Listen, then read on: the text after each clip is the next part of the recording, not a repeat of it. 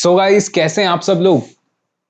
तो सब कुछ बढ़िया चल रहा है, जिंदगी सब बढ़िया एकदम अच्छी। चलिए, तो बिना कोई टाइम वेस्ट करे सर शुरू करते हैं लेक्चर नंबर 23। और हमारा ये चैप्टर खत्म हो चुका है, बस एक दो पॉइंट और रह गए, चैप्टर खत्म हो गया।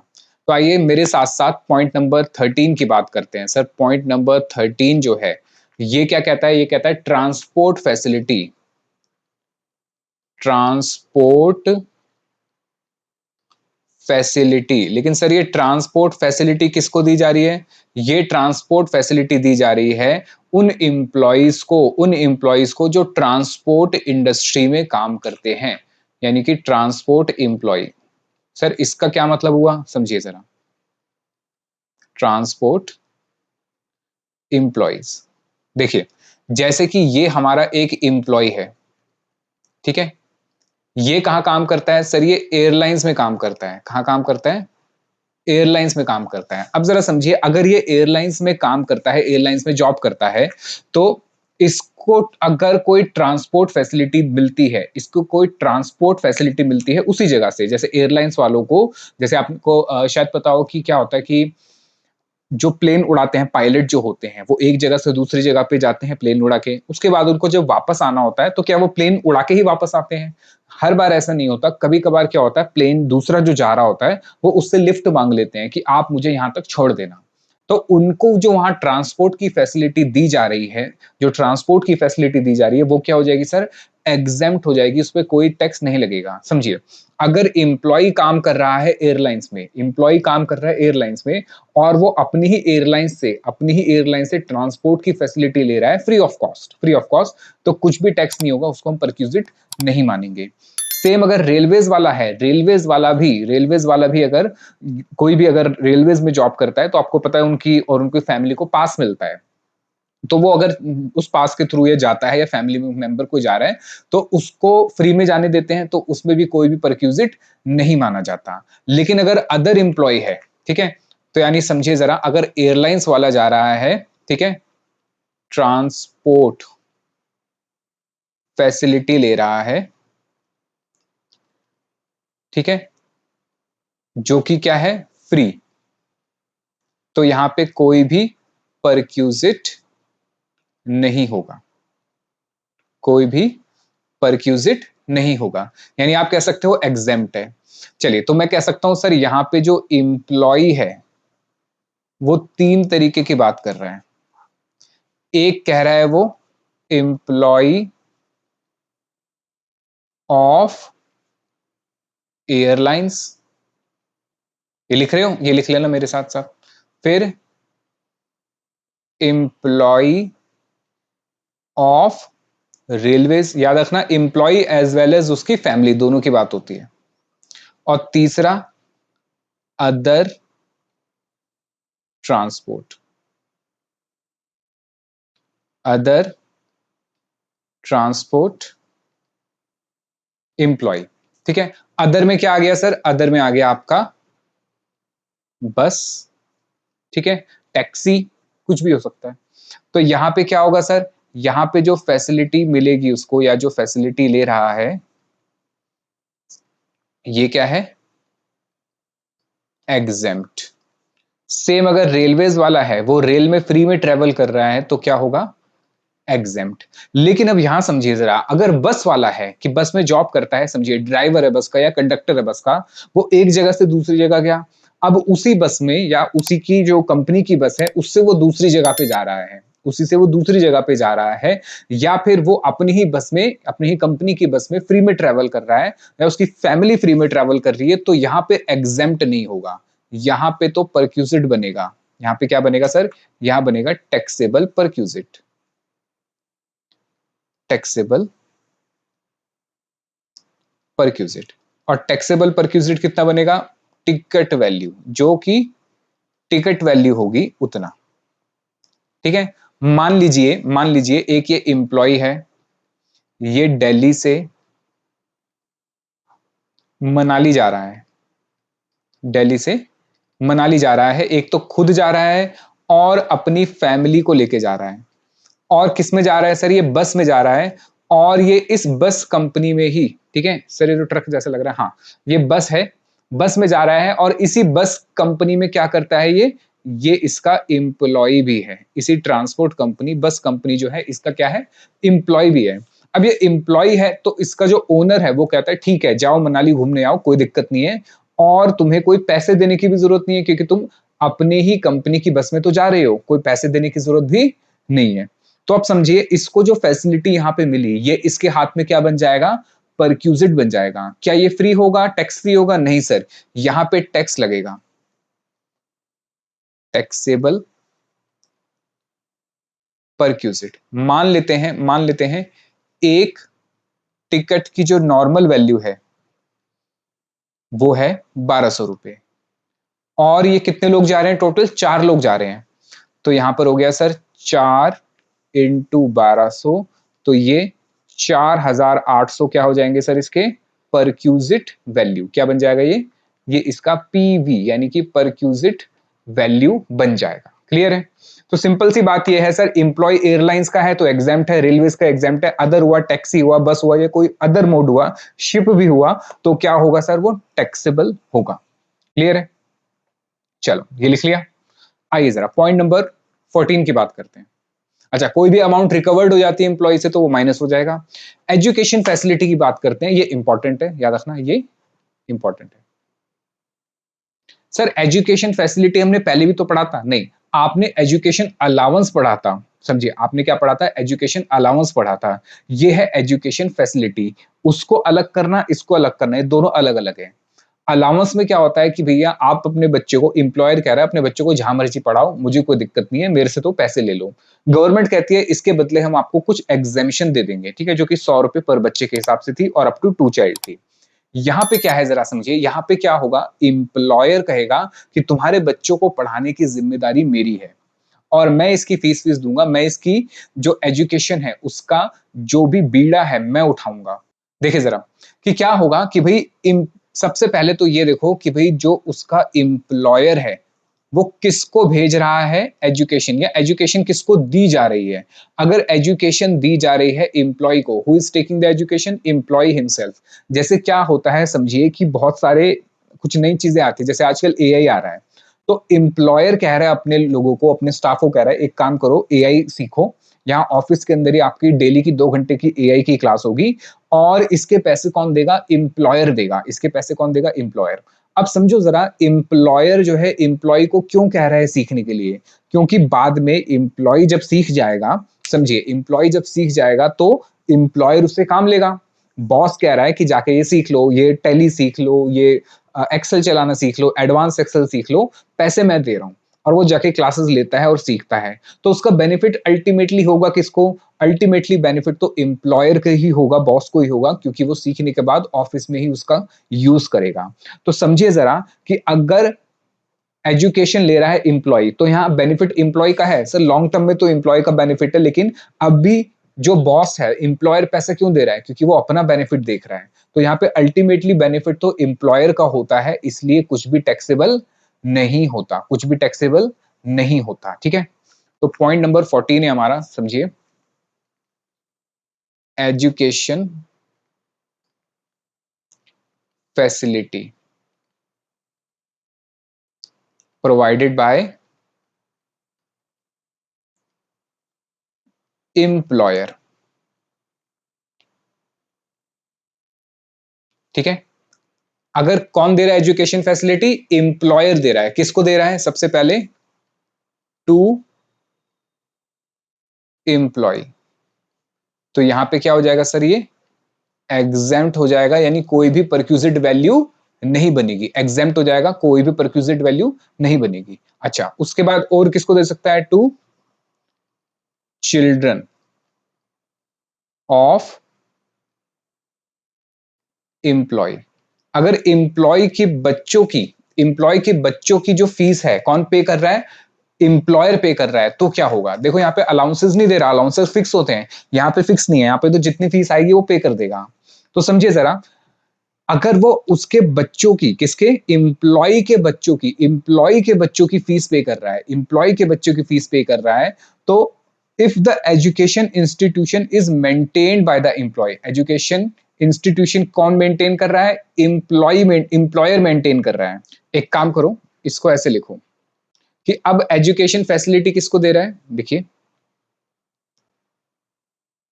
एजुकेशन फैसिलिटी एम्प्लॉय को मिलेगी तो क्या होगा? एग्जेम्प्ट। अब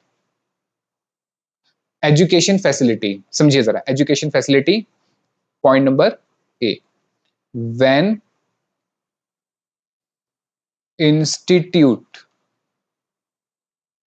is owned or maintained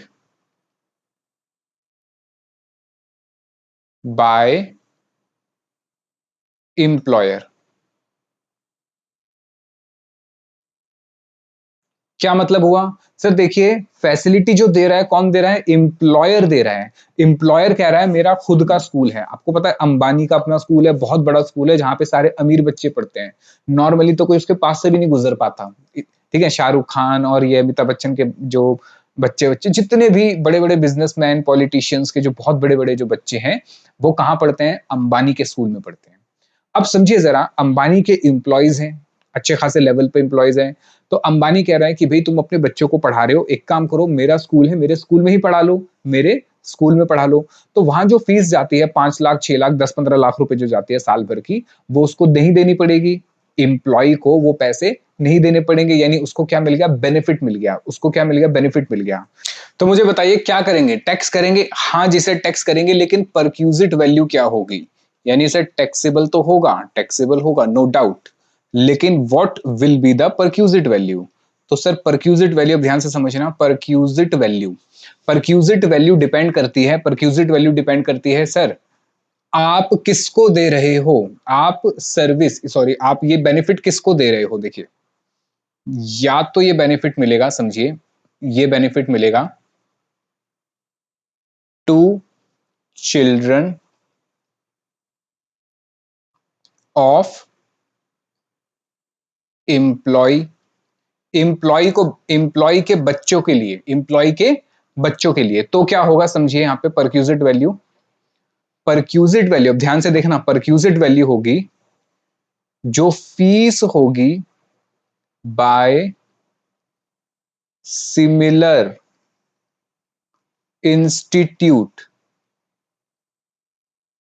similar institute less ₹1000 per month पर चिल्ड्रन। सर क्या मतलब हुआ इसका? वही बताता हूं, देखिए जरा, ये लिख लिया आपने। अच्छा, दूसरा case, to any other member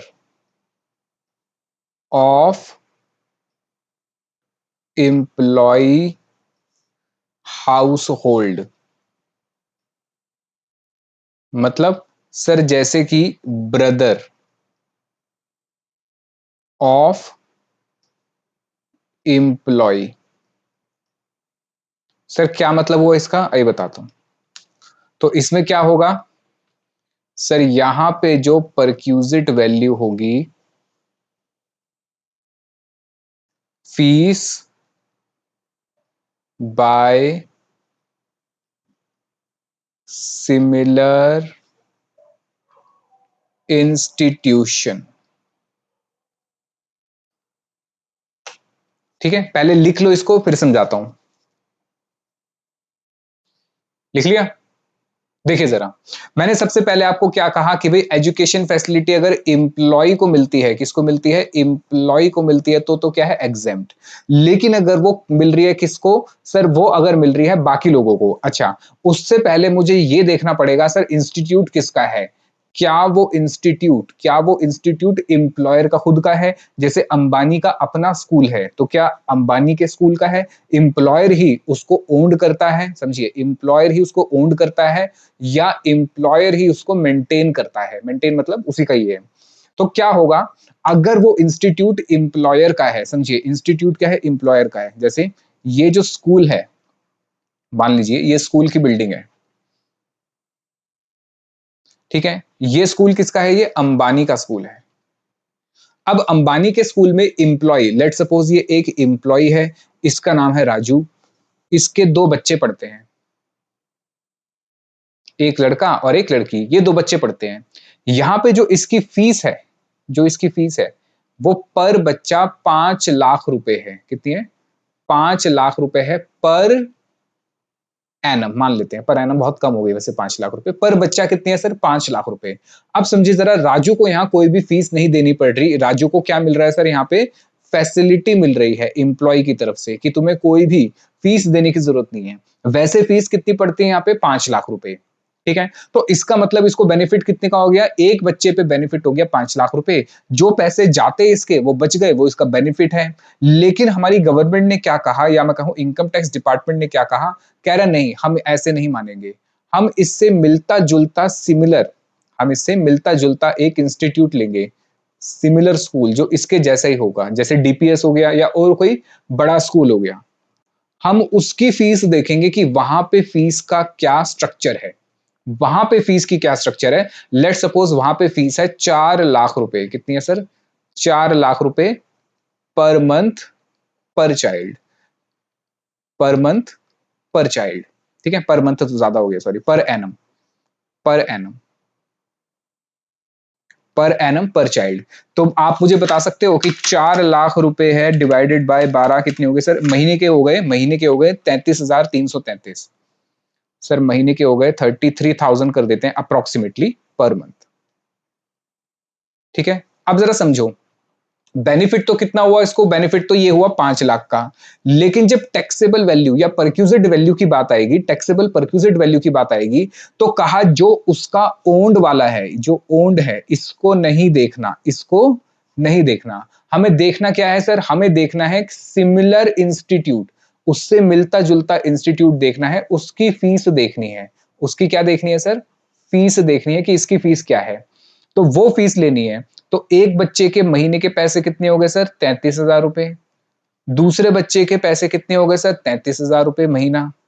इसमें से माइनस कर देंगे, यहां पे उसको एग्जेम्पशन दे रखी है क्योंकि बच्चे को पढ़ा रहा है तो अच्छा काम है, सिर्फ 1,000 रुपए पर मंथ की एग्जेम्पशन दे रखी है।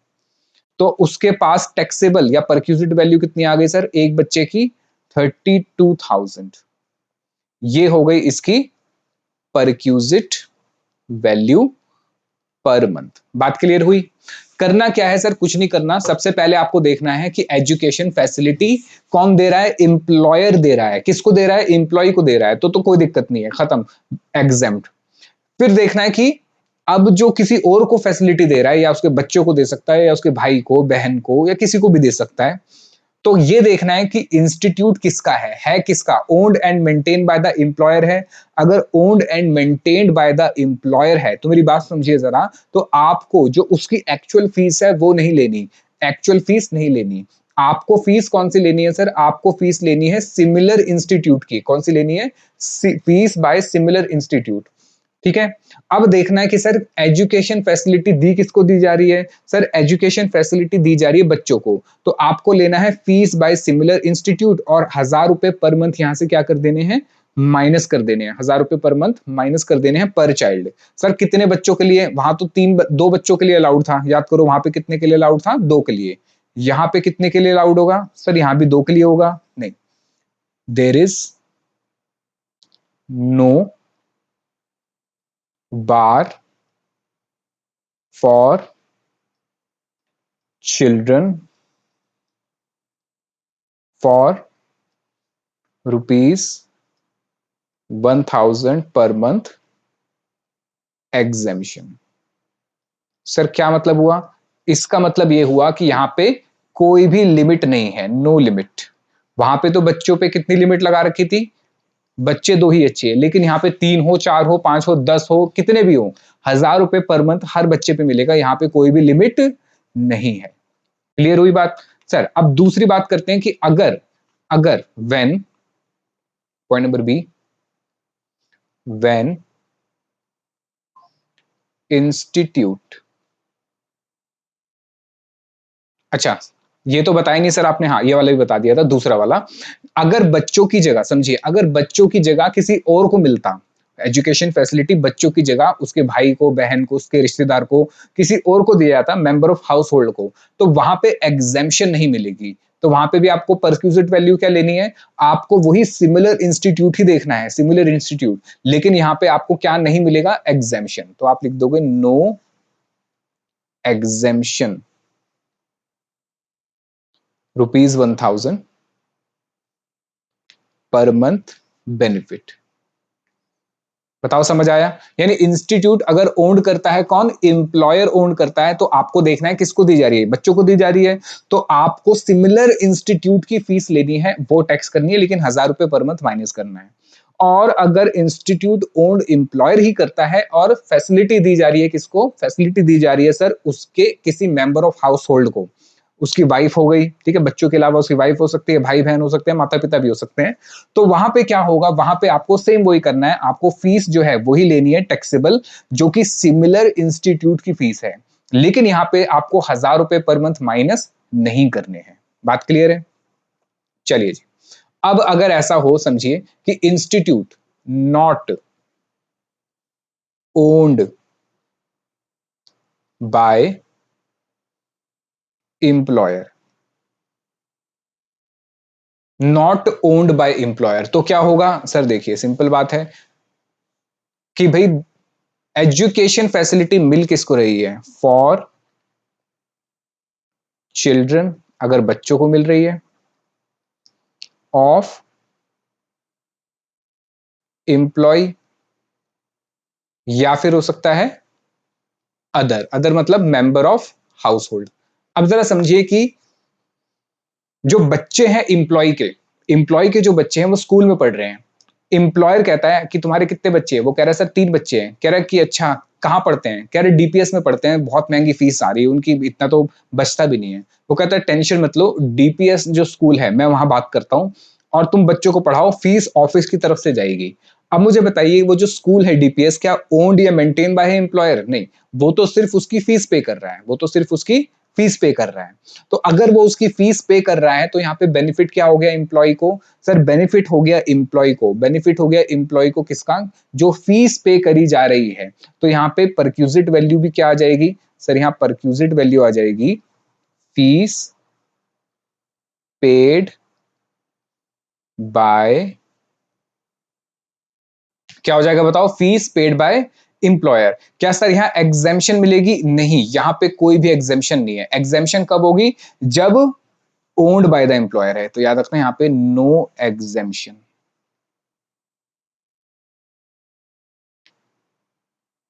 ऑफ ₹1000 पर मंथ, ठीक है। और अगर कोई और हुआ तो उसके केस में भी क्या होगा सर, सेम होगा, उसके केस में भी सेम होगा, ठीक है। तो एक बार मैं फिर से आपको समराइज कराऊं, अगर समझिए जरा मैंने क्या बात कही आपसे। मैंने ये कहा कि इंस्टीट्यूट, मैंने कहा एजुकेशन फैसिलिटी कौन दे रहा है sir, education facility employer they रहा है, किसको दे रहा है, एम्प्लॉय को दे रहा है, तो क्या हो गया, एग्जेम्प्ट हो गया, एग्जेम्प्ट हो गया। फिर एजुकेशन फैसिलिटी किसको दे रहा है, या तो बच्चों को देगा, बच्चों को देगा या किसी और को देगा उसके फैमिली में से। तो अब आपको देखना है कि भाई इंस्टीट्यूट किसका है, ओन्ड मेंटेन्ड बाय एम्प्लॉयर है, तो बच्चों को दे रहा है, तो भाई जो फीस है आपको एक्चुअल नहीं लेनी, फीस लेनी है सिमिलर इंस्टीट्यूट की, सिमिलर इंस्टीट्यूट की फीस लेनी है, उसमें से ₹1000 पर मंथ क्या कर देने हैं, माइनस कर देने हैं, ₹1000 पर मंथ पर चाइल्ड माइनस कर देने हैं, ठीक है। और अगर इंस्टीट्यूट ओन्ड है एम्प्लॉयर का, लेकिन किसको दी जा रही है फैसिलिटी, फैसिलिटी दी जा रही है any other member of house hold, जैसे उसका भाई हो गया, बहन, तो आपको परक्यूजिट वैल्यू क्या लेनी है, फीस बाय सिमिलर इंस्टीट्यूट, लेकिन यहाँ पे ₹1000 की एग्जेम्पशन नहीं मिलेगी।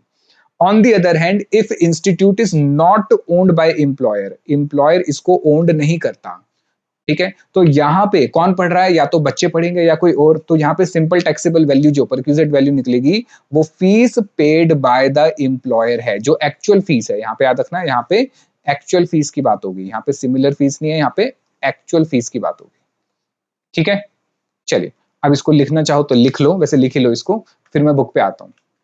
देखिए जरा, एम्प्लॉय को मिला तो भाई एग्जेम्प्ट है। फिर अगर बच्चों को मिल रहा है तो सबसे पहले देखोगे कि भाई owned and maintained by employer है, हाँ, if education institute is maintained और ओन्ड बाय एम्प्लॉयर, तो क्या होगा परक्यूजिट वैल्यू, सर एक्चुअल नहीं लेना, अदर सिमिलर इंस्टीट्यूट की फीस लेनी है और 1,000 रुपए पर मंथ पर चाइल्ड लेना है, जिसपे चाइल्ड पे कोई भी लिमिट नहीं होगा। फिर अगर कोई other member of house hold को, हाउस होल्ड वाले को, उसको भाई या बहन को अगर एजुकेशन फैसिलिटी दी जा रही है तो क्या टैक्सेबल होगा? सबसे पहले देखेंगे क्या इंस्टीट्यूट मेंटेन्ड या ओन्ड बाय एम्प्लॉयर है, तो आपको एक्चुअल नहीं लेना, आपको लेना है एनी अदर सिमिलर इंस्टीट्यूट का लेना है और यहां पे एग्जेम्पशन नहीं मिलेगी। फिर उसके बाद अगर institute not owned by the employer है, तो कोई भी ले, चाहे चिल्ड्रन ले या उसका मेंबर ऑफ हाउस होल्ड ले, तो कितना टैक्स होगा? टैक्सेबल होगा जो एक्चुअल फीस पे करी है एम्प्लॉयर ने। क्लियर है? इजी था। चलिए जी, आगे आते हैं पॉइंट नंबर 16। पॉइंट नंबर 16 क्या है सर? पॉइंट नंबर 16 है अदर फुल्ली टैक्सेबल परक्यूजिट। ये बहुत सिंपल है। जैसे कि इसको लिखने की जरूरत नहीं है। जैसे कि गैस, इलेक्ट्रिसिटी, वाटर सप्लाई जो है, ये वाले जो हमारे है, जैसे कि गैस का खर्चा, बिजली का खर्चा कौन पे कर रहा है? एम्प्लॉयर पे कर रहा है। तो भैया पूरा का पूरा टैक्सेबल है, पूरा का पूरा टैक्सेबल है। अच्छा, अब यहाँ पे एक चीज याद रखना, एमसीक्यू के लिए बहुत इंपॉर्टेंट है, बहुत इंपॉर्टेंट है एमसीक्यू के लिए। ये टैक्सेबल होगा सिर्फ और सिर्फ स्पेसिफाइड इंप्लॉइज के लिए। किसके लिए? स्पेसिफाइड इंप्लॉइज के लिए। तो एक काम करो, इसको लिख लो, ऐसे लिखो, पॉइंट नंबर 16, टैक्सेबल परक्यूजिट्स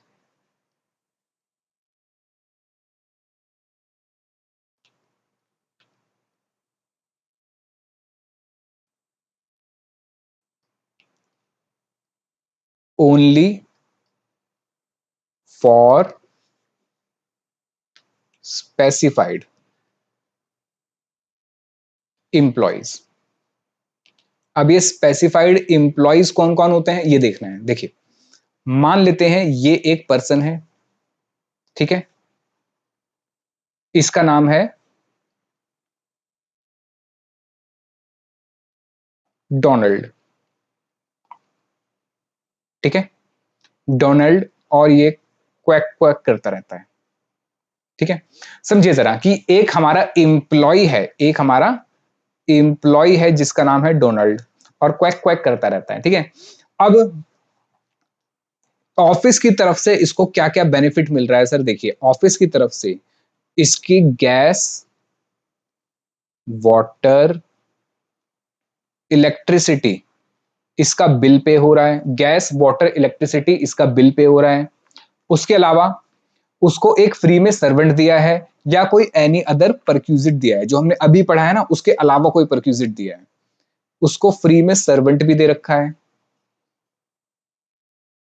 जरा समझिए ऐसा क्यों कर रखा है? इसलिए ऐसे इसको ऐसा कर रख ये इसलिए करा हुआ है क्योंकि हम चाहते हैं इंप्लॉई इन सब चीजों से दूर हो जाए, पानी, बिजली, गैस, इन सब चीजें झंझट में ना पड़े, वो क्या रहे, फ्री माइंडेड रहे, ताकि हमारा काम कर सके। और घर के बाकी काम के लिए भी उसको फ्री सर्वेंट दे दिया और उसको कोई एनी अदर परक्यूजिट दे दिया, जो हमने पढ़े हैं वो नहीं, उसके अलावा एनी अदर, ठीक है। तो ये जो उसको मिलेगा, ये जो उसको मिलेगा, ये क्या हो जाएगा सर? ये हो जाएगा टैक्सेबल, ये हो जाएगा टैक्सेबल, ठीक है। लेकिन ये इंप्लॉय कौन होना चाहिए सर? ये इंप्लॉय होना चाहिए स्पेसिफाइड। कौन होना चाहिए? स्पेसिफाइड। अगर ये स्पेसिफाइड नहीं हुआ, स्पेसिफाइड नहीं हुआ, तो फिर इसके हाथ में ये टैक्स नहीं होगा, फिर ये टैक्स फ्री हो जाएगा। लेकिन यहां पे प्रैक्टिकली मैं बताऊं, ये हमेशा हमेशा स्पेसिफाइड होगा। हमेशा क्या होगा? स्पेसिफाइड होगा। अब स्पेसिफाइड कौन होता है समझिए। स्पेसिफाइड वो होता है जो इनमें से कोई भी एक कंडीशन पूरी कर दे। क्या कंडीशन सर? सबसे पहले वो डायरेक्टर हो कंपनी का, डायरेक्टर ऑफ कंपनी। अगर वो कंपनी का डायरेक्टर है, आपको पता है director are also employ of the company, तो डायरेक्टर को अगर गैस की सर्विस यानी गैस का बिल, पानी का बिल कंपनी भर रही है, एक उसको नौकर भी दे रखा है जिसकी तनख्वाह कंपनी दे रही है, एनी अदर कोई उसको परक्यूजिट मिला है बाकियों के अलावा, तो वो भी क्या हो जाएगा सर? पूरा का पूरा टैक्सेबल हो जाएगा, ठीक है। या फिर या तो वो डायरेक्टर हो या फिर ये employee having substantial interest, having substantial interest in company. Sir substantial interest कब आता है कंपनी में? सब्सटैंशियल इंटरेस्ट आता है जब 20% और मोर इक्विटी होल्ड हो जाए। 20% और मोर इक्विटी होल्ड हो जाए तो सब्सटैंशियल इंटरेस्ट आ जाएगा। यानी समझिए एक एम्प्लॉय या तो कंपनी का डायरेक्टर है, उसी को ये गैस और पानी की फैसिलिटी देंगे। दूसरा एम्प्लॉय कौन हो? सब्सटैंशियल इंटरेस्ट, जिसके पास 20% या उससे ज्यादा का क्या आ जाए? इक्विटी आ जाए। मतलब आप समझो कि स्पेशल रेजोल्यूशन पास कराने में इसका हाथ होगा फिर, ठीक है। और जिसकी सैलरी पर एनम सैलरी हो ज्यादा, कितने से ज्यादा? 4 लाख रुपए से। कितने से ज्यादा? 4 लाख रुपए पर एनम। अब जरा समझिए, 4 लाख रुपए डिवाइडेड बाय 12, ये हो गए सर 33,000। यानी अगर मैं कहूं 33,333 पर मंथ से ज्यादा सैलरी हो, तो मुझे बताओ, जरा मुझे बताओ, एक ऐसा इंप्लॉय, समझिए ये लिख लिया आपने, अब मेरी बात समझिए। एक ऐसा इंप्लॉय जिसकी सैलरी मान लेते हैं 35,000 रुपए महीना है, एक ऐसा इंप्लॉय जिसकी सैलरी 35,000 रुपए महीना है, ना तो वो कंपनी का डायरेक्टर है ना ही सब्सटैंशियल इंटरेस्ट है। सैलरी कितनी है? 35,000 रुपए महीना। ना तो कंपनी का डायरेक्टर है ना ही सब्सटैंशियल इंटरेस्ट है, और सैलरी भी 35,000 रुपए महीने जाती है, ठीक है। तो 35,000 रुपए के हिसाब से कितने हो गए इसके? 4,20,000। तो ये तो ज्यादा हो जाएगा, कम करते हैं इसको, 30,000 रुपए करते हैं। कि सैलरी कितनी है इसकी? 30,000 रुपए है। समझिए सैलरी 30,000 रुपए है, कंपनी का डायरेक्टर नहीं है, और कंपनी में इसका कोई इंटरेस्ट भी नहीं है, स्पेशल इंटरेस्ट भी नहीं है। समझिए ऐसा कोई इंप्लॉय जिसकी तनख्वाह 30,000 रुपए है महीने, क्या कंपनी उसका गैस का बिल देगी? क्या कंपनी उसके वाटर का बिल देगी? क्या इलेक्ट्रिसिटी का बिल देगी? नहीं। 30,000 वाले को यह फैसिलिटी कंपनी कभी भी नहीं देगी, प्रैक्टिकली कभी नहीं देगी। फिर क्या उसको फ्री सर्वेंट देगी कि इतना बिजी रहता है, 30,000 रुपए तनख्वाह है लेकिन बिजी बहुत रहता है? नहीं देगी। एनी अदर परक्यूजिट भी नहीं देगी। तो इसका मतलब समझिए जरा, ये जो हो गया gas water electricity free servant, ये मिलता किसको है? स्पेसिफाइड को। और हर स्पेसिफाइड इंप्लॉय जो है वो मेन पर्सन होगा, और मेन पर्सन की तनख्वाह 30,000 रुपए तो नहीं होगी। मेन जो पर्सन है उसकी तनख्वाह 30,000 तो नहीं होगी, 30,000 पर मंथ से ज्यादा होगी, या मैं कहूं 33,333 से ज्यादा ही होगी। यानी 4 लाख रुपए साल से ऊपर ही कमाता होगा वो। 4 लाख रुपए तो आजकल नॉर्मली कमा रहे हैं लोग साल भर के, ठीक है। 30,000 रुपए या 35,000 रुपए महीने के कमाना आज के टाइम पे कोई बड़ी बात नहीं है, आप कोई भी कमा सकता है, थोड़ा सा एक्सपीरियंस लेना पड़ेगा। तो समझिए मेरी बात कि ये टैक्सेबल किसके होंगे? सर ये टैक्सेबल होंगे स्पेसिफाइड एम्प्लॉय को, और प्रैक्टिकली जिसको भी ये मिल रहा है गैस पानी इलेक्ट्रिसिटी फ्री सर्वेंट, वो हमेशा हमेशा स्पेसिफाइड होगा, चाहे वो डायरेक्टर हो या ना हो, चाहे वो उसका सब्सटैंशियल इंटरेस्ट हो या ना हो, लेकिन सैलरी के पॉइंट से कि 4 लाख रुपए से ऊपर की सैलरी जाएगी जाएगी, वो क्या बन जाएगा? स्पेसिफाइड एम्प्लॉय बन जाएगा। चलिए उसके बाद आते हैं सर जी कुछ और फुल्ली एग्जेम्प्ट परक्यूजिट। ये पूरा ऑफिशियल पर्पस के लिए होता है, जैसे टेलीफोन का बिल हो गया, मोबाइल का बिल इंपॉर्टेंट है। टेलीफोन का बिल या मोबाइल का बिल कौन दे रहा है? कंपनी दे रही है। तो यहाँ पे हम चेक नहीं कर सकते कितना घर के लिए यूज हो रहा है, कितना ऑफिस के लिए, तो हम एग्जेम्प्ट कर देंगे पूरा। इंप्लॉय के बच्चों की स्कॉलरशिप, यहाँ पे एजुकेशन फीस नहीं है, स्कॉलरशिप मिल रही है यहाँ पे। Goods sold by employer to employee at concessional rate, यानी एम्प्लॉय जो है मारुति की कंपनी में काम करता है, मारुति कंपनी में काम करता है, और एम्प्लॉयर कह रहा है कि ठीक है तुम यहां से कार खरीदनी है, ये लो मेरे से यहाँ कार ले जाओ, मैं बाकी लोगों को 5 लाख की कार बेचता हूँ, बाकी लोगों को 5 लाख की कार बेचता हूँ, तुम्हें 3 लाख में दे दूंगा। तो यहाँ पे 2 लाख का जो बेनिफिट है वो कोई टैक्स नहीं होगा, ठीक है। होता है कि जहां पे भी वो काम करता है एम्प्लॉय, वहां पे से कुछ गुड्स सस्ते में ले जाता है। Personal accidental policy premium, premium का तो आपने पढ़ा था, इंश्योरेंस, ठीक है। और मेडिकल, यहाँ पे किसकी बात हो रही है? एक्सीडेंटल प्रीमियम की बात हो रही है, तो ये भी क्या है? एग्जेम्प्ट है। Tax on non monetary perquisite paid by employer, यानी कि अगर कोई नॉन मॉनेटरी परक्यूजिट है जिसका पेमेंट किसने करा है? एम्प्लॉयर ने करा है, तो वो भी नहीं आएगा, ठीक है। अच्छा उसके बाद बहुत इंपॉर्टेंट बात, कॉन्सेप्ट नंबर 11, बस अब चैप्टर खत्म हो गए। Concept number 11, salary deduction. देखो 3 टाइप के डिडक्शंस दे रखे हैं हमें सैलरी में से, ठीक है। 3 टाइप के, एक है सेक्शन 16(1), एक है सेक्शन 16(2)(a) और एक है सेक्शन 16(3). ठीक है, सेक्शन 16(1) इसके दो पार्ट।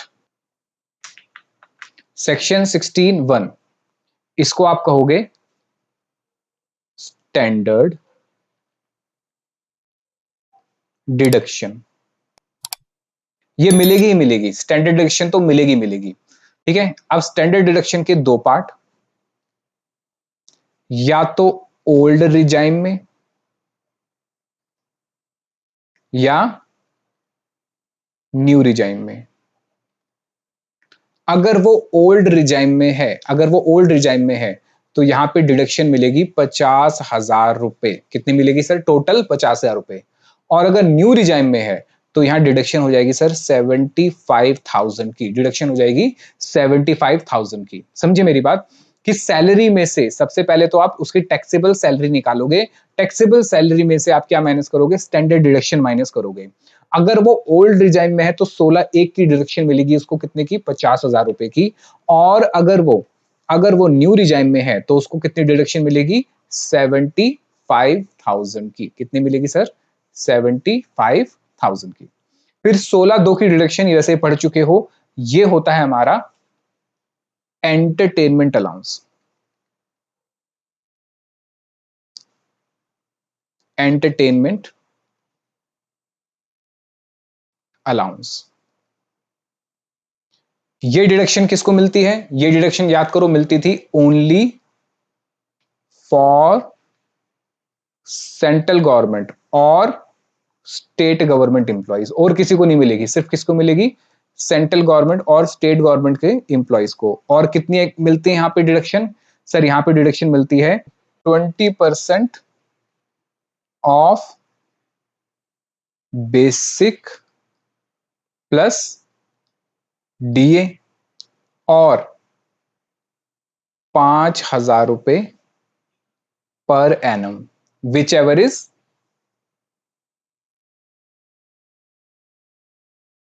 लोअर।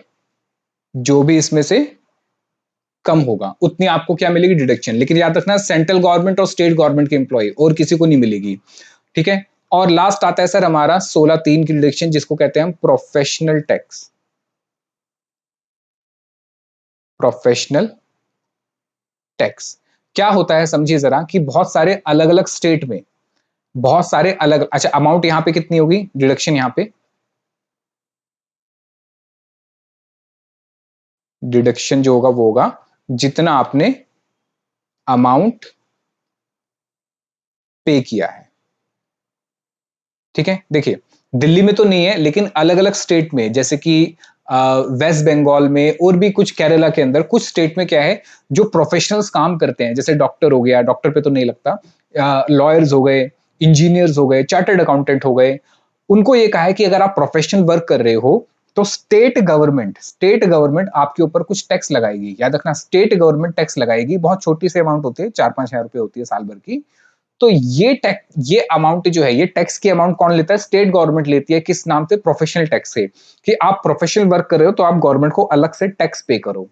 तो ये जो प्रोफेशनल टैक्स पे करता है कौन? इंप्लॉय खुद पे कर रहा है। इंप्लॉय खुद पे कर रहा है। तो वो क्या होगा सर? वो बाद में 16(3) के अंदर सैलरी में से 16(3) के अंदर सैलरी में से क्या हो जाएगा? डिडक्ट हो जाएगा। ठीक है, अब यहां पे एक बनाओ स्टार और यहां लिखो star note.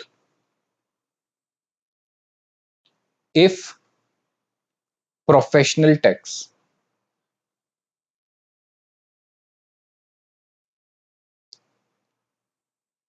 Paid by employer, अगर प्रोफेशनल टैक्स की पेमेंट कौन कर दे? एम्प्लॉयर कर दे, समझिए, तो क्या हो जाएगा? It will be considered as perquisite. इसको हम क्या मान लेंगे? परक्यूजिट। ठीक है, तो अब उसकी ट्रीटमेंट क्या करेंगे आप? समझिए जरा, ट्रीटमेंट ये होगी सर, सबसे पहले add in taxable salary. Taxable salary में क्या करोगे, पहले इसको ऐड करोगे, ठीक है, और फिर then deduct from gross salary under section 16(3), और फिर बाद में ग्रॉस सैलरी में से क्या करोगे, माइनस कर दोगे। यानी एक बार परक्यूजिट बना, क्योंकि इंप्लॉयर ने पे करा, इंप्लॉयर ने पे करा तो क्या बन गया आपका, परक्यूजिट बन गया। तो एक बार तो ऐड करोगे भाई, इंप्लॉयर ने पे करा, एक बार क्या करोगे, ऐड कर दोगे, और फिर ये आपका डिडक्शन अलाउड है 16(2) में, तो क्या 16(3) में, तो क्या कर दोगे, एक बार माइनस कर दोगे। तो एक बार प्लस हो जाएगा, एक बार माइनस हो जाएगा। बताओ, यहां पे आके हमारा सैलरी का चैप्टर खत्म हो जाता है, सारे पॉइंट्स हमारे पूरे हो चुके हैं। अब हमें क्वेश्चन करने हैं, लेकिन क्वेश्चन करने से पहले आपको सारे के सारे पॉइंट्स बिल्कुल एकदम आपको क्लियर होने चाहिए, याद होने चाहिए, तब जाके आप क्वेश्चन कर पाओगे। उससे पहले मैं आपको टैक्सेबल सैलरी का परफॉर्मा बनवा देता हूं। टैक्सेबल सैलरी, सबसे पहले हम क्या लिखते हैं सर, सबसे पहले लिखते हैं बेसिक पे, ठीक है। फिर हम क्या करते हैं, क्या सर इसी सीक्वेंस में चलेगा, नहीं ऐसा कोई सीक्वेंस नहीं है, पर हम करते ऐसे ही हैं। फिर डीए, उसके बाद सर इसके जो भी अलाउंसेस हैं, कौन से अलाउंसेस सर, टैक्सेबल वाले, क्योंकि टैक्सेबल वाले ही बात कर रहे हैं हम, इसके सारे टैक्सेबल अलाउंसेस आ जाएंगे। उसके बाद इसके परक्यूजिट्स आ जाएंगे, कौन से परक्यूजिट्स, जो कि टैक्सेबल हैं, ठीक है। उसके अलावा सर इसके रिटायरमेंट बेनिफिट्स भी आ जाएंगे, कौन से सर, रिटायरमेंट बेनिफिट्स जो कि टैक्सेबल है, ठीक है। फिर उसके अलावा और भी कुछ भी हो गया, जैसे बोनस हो गया, टैक्सेबल कमीशन हो गई, ठीक है, बोनस हो गया, कमीशन हो गया, या अदर कोई भी अमाउंट जो कि सैलरी से जुड़ी हुई है, ये सारी आ जाएंगी, ठीक है, क्लियर है। इन सबको जब मैं ऐड कर दूंगा तो ये आ जाएगा ग्रॉस सैलरी, ग्रॉस सैलरी। अब इस ग्रॉस सैलरी में से, समझिए मेरी बात, इस ग्रॉस सैलरी में से मुझे माइनस करना होता है डिडक्शंस। कौन सी डिडक्शन सर, वही 16(2), 16(1), 16(2) और 16(3) की तीन डिडक्शंस माइनस होंगी। तो पहली डिडक्शन माइनस होती है सर 16(1) की, ये कौन सी होती है, ये होती है स्टैंडर्ड डिडक्शन। अब मुझे बताइए स्टैंडर्ड डिडक्शन कितनी थी सर, यहां पे देखना पड़ेगा, ओल्ड रिजाइम है, ओल्ड रिजाइम है तो 50,000 रुपए, और न्यू रिजाइम है तो 75,000 रुपए। तो ओल्ड वाले में कितनी हो जाएगी सर, 50,000 रुपए, और न्यू वाले में हो जाएगी कितनी, 75,000 रुपए। तो ये माइनस हो जाएगा। उसके अलावा और क्या माइनस होगा सर, यहां माइनस होगा 16(2) की डिडक्शंस, यानी एंटरटेनमेंट अलाउंस, लेकिन वो सिर्फ किसके लिए होता है, सेंट्रल गवर्नमेंट, स्टेट गवर्नमेंट।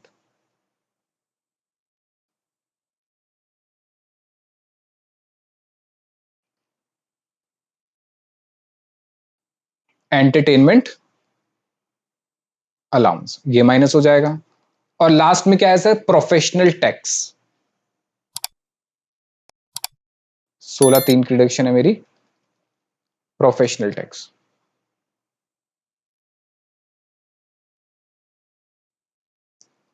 तो ये माइनस होके क्या आएगी आपकी, नेट टैक्सेबल सैलरी। अब आएगी आपकी नेट टैक्सेबल सैलरी।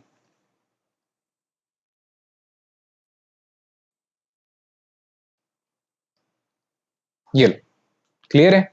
तो सबसे पहले आपको basic DA, allowances, perquisite, bonus, commission सब ऐड कर देने हैं जो भी टैक्सेबल है। तो ग्रॉस टैक्सेबल सैलरी आ जाएगी इसकी। फिर इसमें से आपको 3 डिडक्शंस माइनस करनी है, तो इसकी आएगी net taxable salary.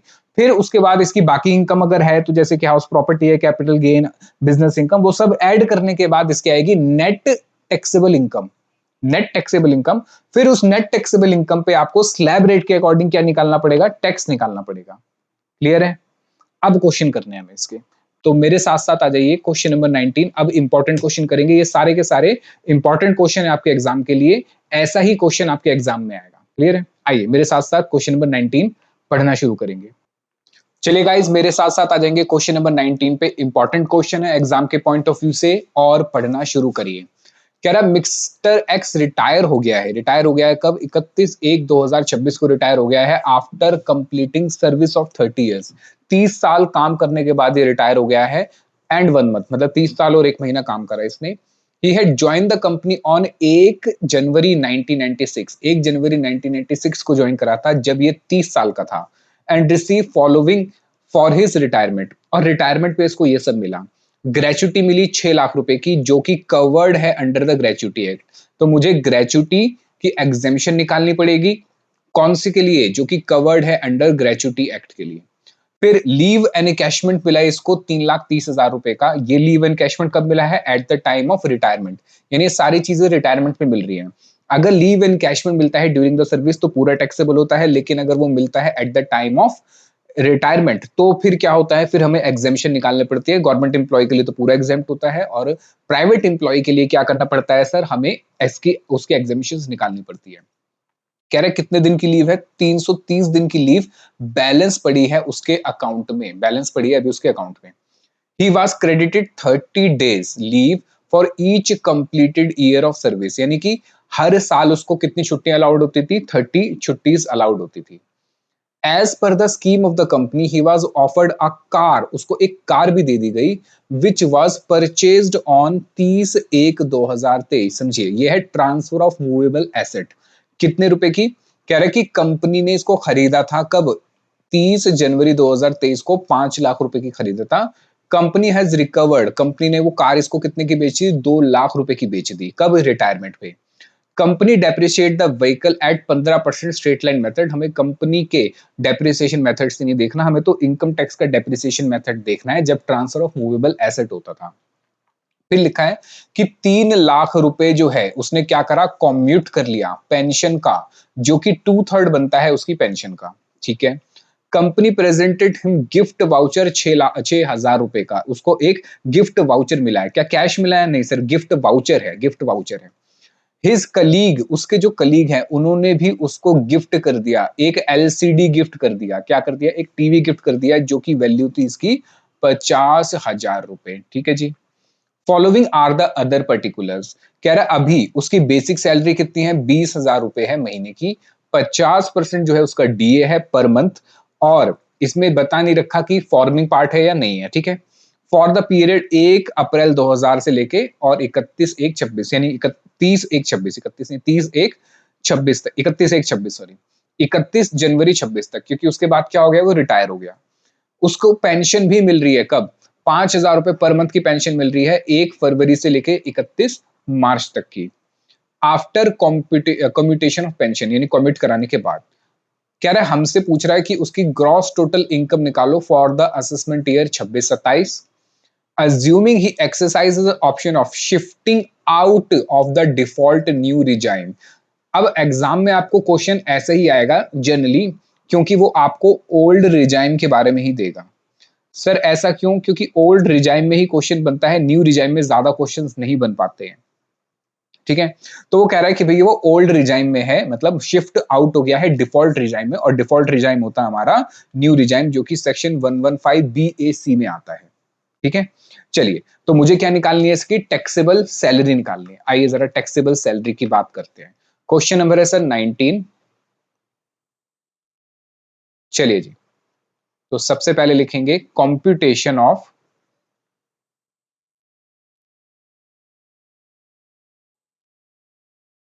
Taxable salary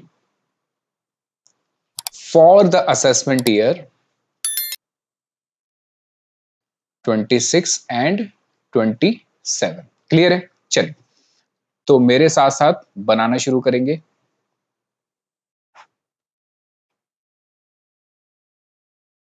यहां आएगा सर उसका अमाउंट, और यहां आएगा सर नोट्स। ठीक है। चलिए, यहां लिख लीजिए नोट्स।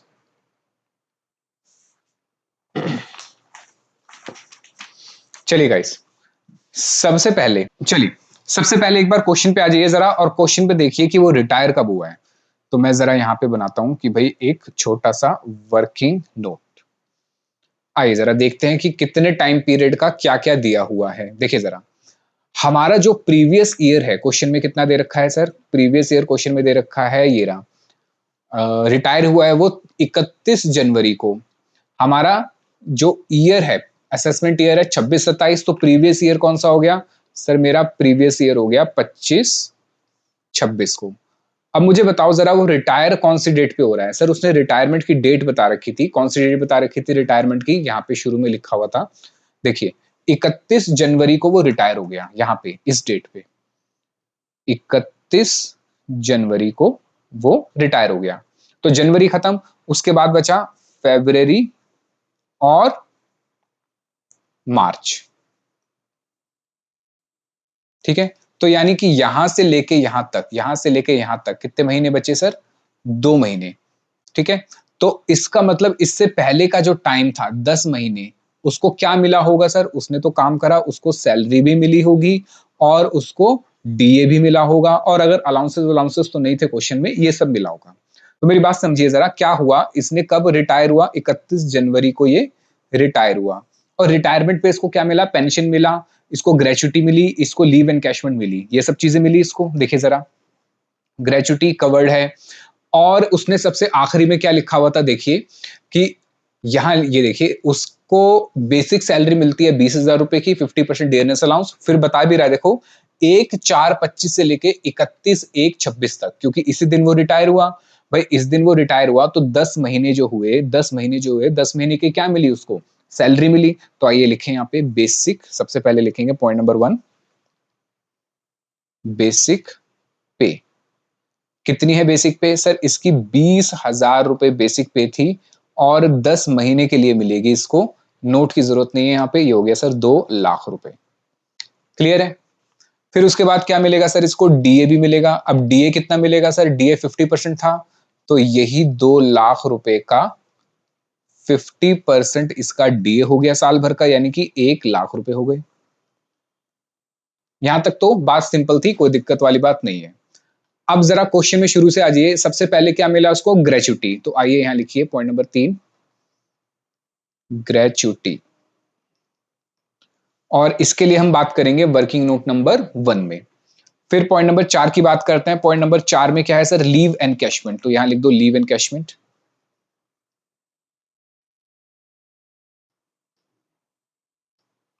लीव एनकैशमेंट की बात करेंगे पॉइंट नंबर 2 में। अब आपको ग्रेचुटी, लीव एनकैशमेंट, ये सारे याद होने चाहिए कि किसमें कितनी कितनी एग्जामिशन थी, तभी आप क्वेश्चन कर पाओगे। मैंने कहा था ना, देखो हम सारी चीजें पढ़ेंगे, फिर कलेक्टिवली क्वेश्चन आएगा ऐसा जिसमें हर एक चीज को यूज करा जाएगा। अब आगे पढ़ते हैं जरा क्या लिखा। फिर था कार के लिए, उसको कार दे दी गई थी, तो यानी कि ये हो गया point number 5, transfer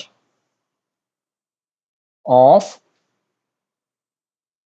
movable asset, जो कि है कार, इसको करेंगे हम वर्किंग नोट नंबर 3 में। फिर पॉइंट नंबर 6 की बात करें हम, पॉइंट नंबर 6 की अगर हम बात करें, तो आगे क्या था सर, उसके बाद ये रहा amount of 3 lakh commuted pension. तो यहां पे आ जाएगी सर इसकी पेंशन। अब पेंशन में दो पेंशन है, एक है कॉम्यूटेड और दूसरी है अनकॉम्यूटेड। सर ये अनकॉम्यूटेड कहां से आ गई, क्योंकि क्वेश्चन में लिखा हुआ था, देखो चेक करो, चेक करो, उसने पेंशन जो है कितने लिए, 3 लाख रुपए के लिए। इसकी तो एग्जामिशन की बात हम करेंगे, लेकिन इसने यहां लिखा था रिसीव्ड पेंशन 5,000 रुपए पर मंथ, 1 फरवरी से लेकर 31 मार्च तक, यानी कि फरवरी और मार्च 2 महीने की इसने क्या ली है, पेंशन ली है। इसका मतलब ये हुआ, समझिए, इसका मतलब ये हुआ, जिस दिन ये रिटायर हुआ, इस दिन इसने क्या करा, अपनी पेंशन को क्या करा लिया, कॉम्यूट करा लिया। तो जब पेंशन को कॉम्यूट करा लिया, तो बाकी फरवरी और मार्च, फरवरी मार्च में तो इसको कौन सी पेंशन मिली होगी, अनकॉम्यूटेड, यानी जो हिस्सा बच जाता है पेंशन का, जो हर महीने मिलता है, उसको अनकॉम्यूटेड कहते हैं। कितने कितने मिले, 5-5 हजार रुपए महीना। और आपको पता है अनकॉम्यूटेड पेंशन जो होती है वो फुल्ली टैक्सेबल होती है। तो यहां लिख देंगे नोट नंबर 4, और अनकॉम्यूटेड में आ जाएगी सर 5,000 इंटू 2 महीना, यानी कि कितनी, 10,000 रुपए। ठीक है। तो पेंशन को हम पॉइंट नंबर 4 में करेंगे। उसके अलावा और बताओ क्या है सर, पेंशन हो गया, गिफ्ट वाउचर, गिफ्ट वाउचर भी है। तो पॉइंट नंबर 7 लिख दो, gift voucher, gift voucher from employ, इसकी बात करेंगे सर हम नोट नंबर 5 में। ठीक है, चलिए उसके बाद पॉइंट नंबर 8 की बात करते हैं। पॉइंट नंबर 8 में क्या कह रहा है, फिर कह रहा है एलसीडी टीवी दे दिया, किसने दे दिया, इसके कलीग्स ने दे दिया, यानी कि गिफ्ट फ्रॉम कलीग्स। यहां क्या दे दिया, इसको टीवी दे दिया। इसकी बात करेंगे हम पॉइंट नंबर 6 में। ठीक है, वैसे 6 में भी छोड़ो, इसको हम पॉइंट नंबर 5 में ही निपटा लेंगे क्योंकि दोनों गिफ्ट के ऊपर ही है, तो पॉइंट नंबर 5 में ही दोनों की बातें लिख देंगे। फिर उसके बाद क्या है सर, उसके बाद सर खत्म हो गया, बस और कुछ भी नहीं है इसमें, सिर्फ इतना ही था, है ना। चलिए, तो यहाँ पे ये पॉइंट नंबर 9 नहीं आएगा, ये आ जाएगा आपका टोटल।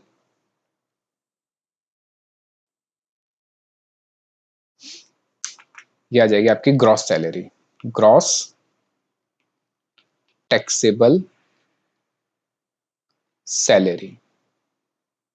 ठीक है, क्लियर है। अब मुझे क्या करना है, अब सर ग्रेचुटी, लीव एनकैशमेंट, इन सब की बातें करनी है। ठीक है, एक चीज और कर दो, यहां पे एक चीज और लिख दो, यहां लिख देना ओल्ड रिजाइम।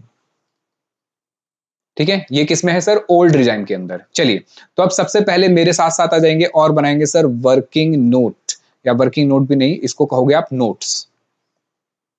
नोट्स,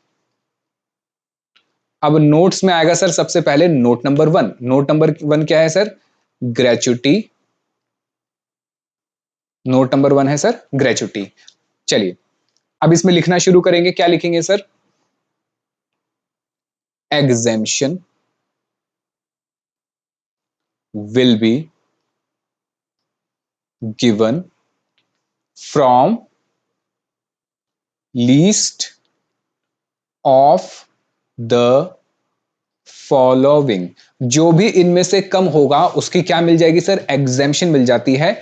अगर अगर क्या है, फॉर एम्प्लॉय कवर्ड, याद रखो कवर्ड वाले की बात हो रही है, कवर्ड अंडर ग्रेचुटी एक्ट। क्या आपको याद है कि क्या होता था, कितना एग्जेम्पशन होता था, याद है? नहीं याद है तो एक काम करो, वीडियो को पॉज करो और सबसे पहले अपने रजिस्टर पे जाओ और वहां जाके देखो कि कितना ग्रेचुटी एग्जेम्पशन होता था, अगर वो कवर्ड है और अगर वो अनकवर्ड है। पर हमारे केस में क्या है, कवर्ड, तो हम अपने केस में क्या लेंगे, कवर्ड वाले को लेंगे। ठीक है, मुझे बताओ जरा कितना था, क्या आप गए और चेक करा आपने? हाँ सर, हम गए और चेक करा तो हमें पता चला इसमें जो सबसे पहला अमाउंट है वो है मैक्सिमम, मैक्सिमम ₹20 लाख। ठीक है, फिर दूसरा क्या होगा सर, दूसरा जो है एक्चुअल ग्रेचुटी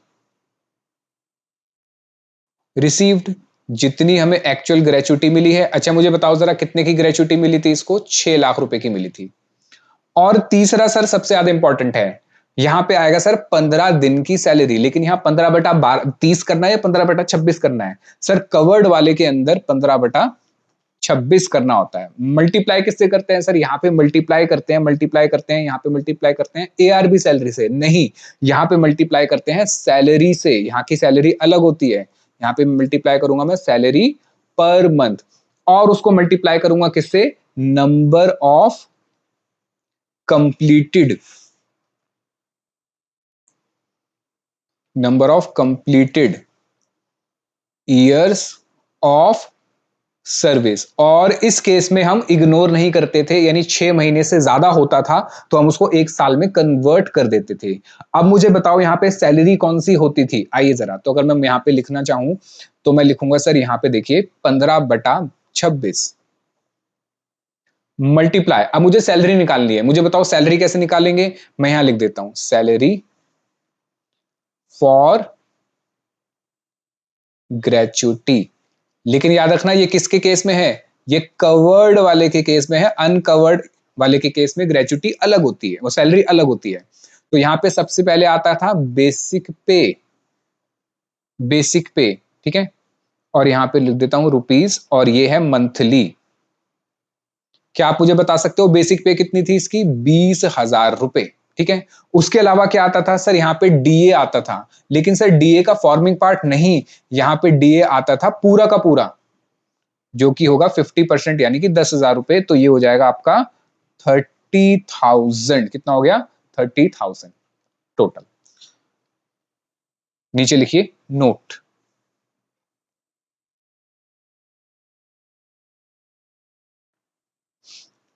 लिखिए note, we shall convert number of service completed years to 1 year if balance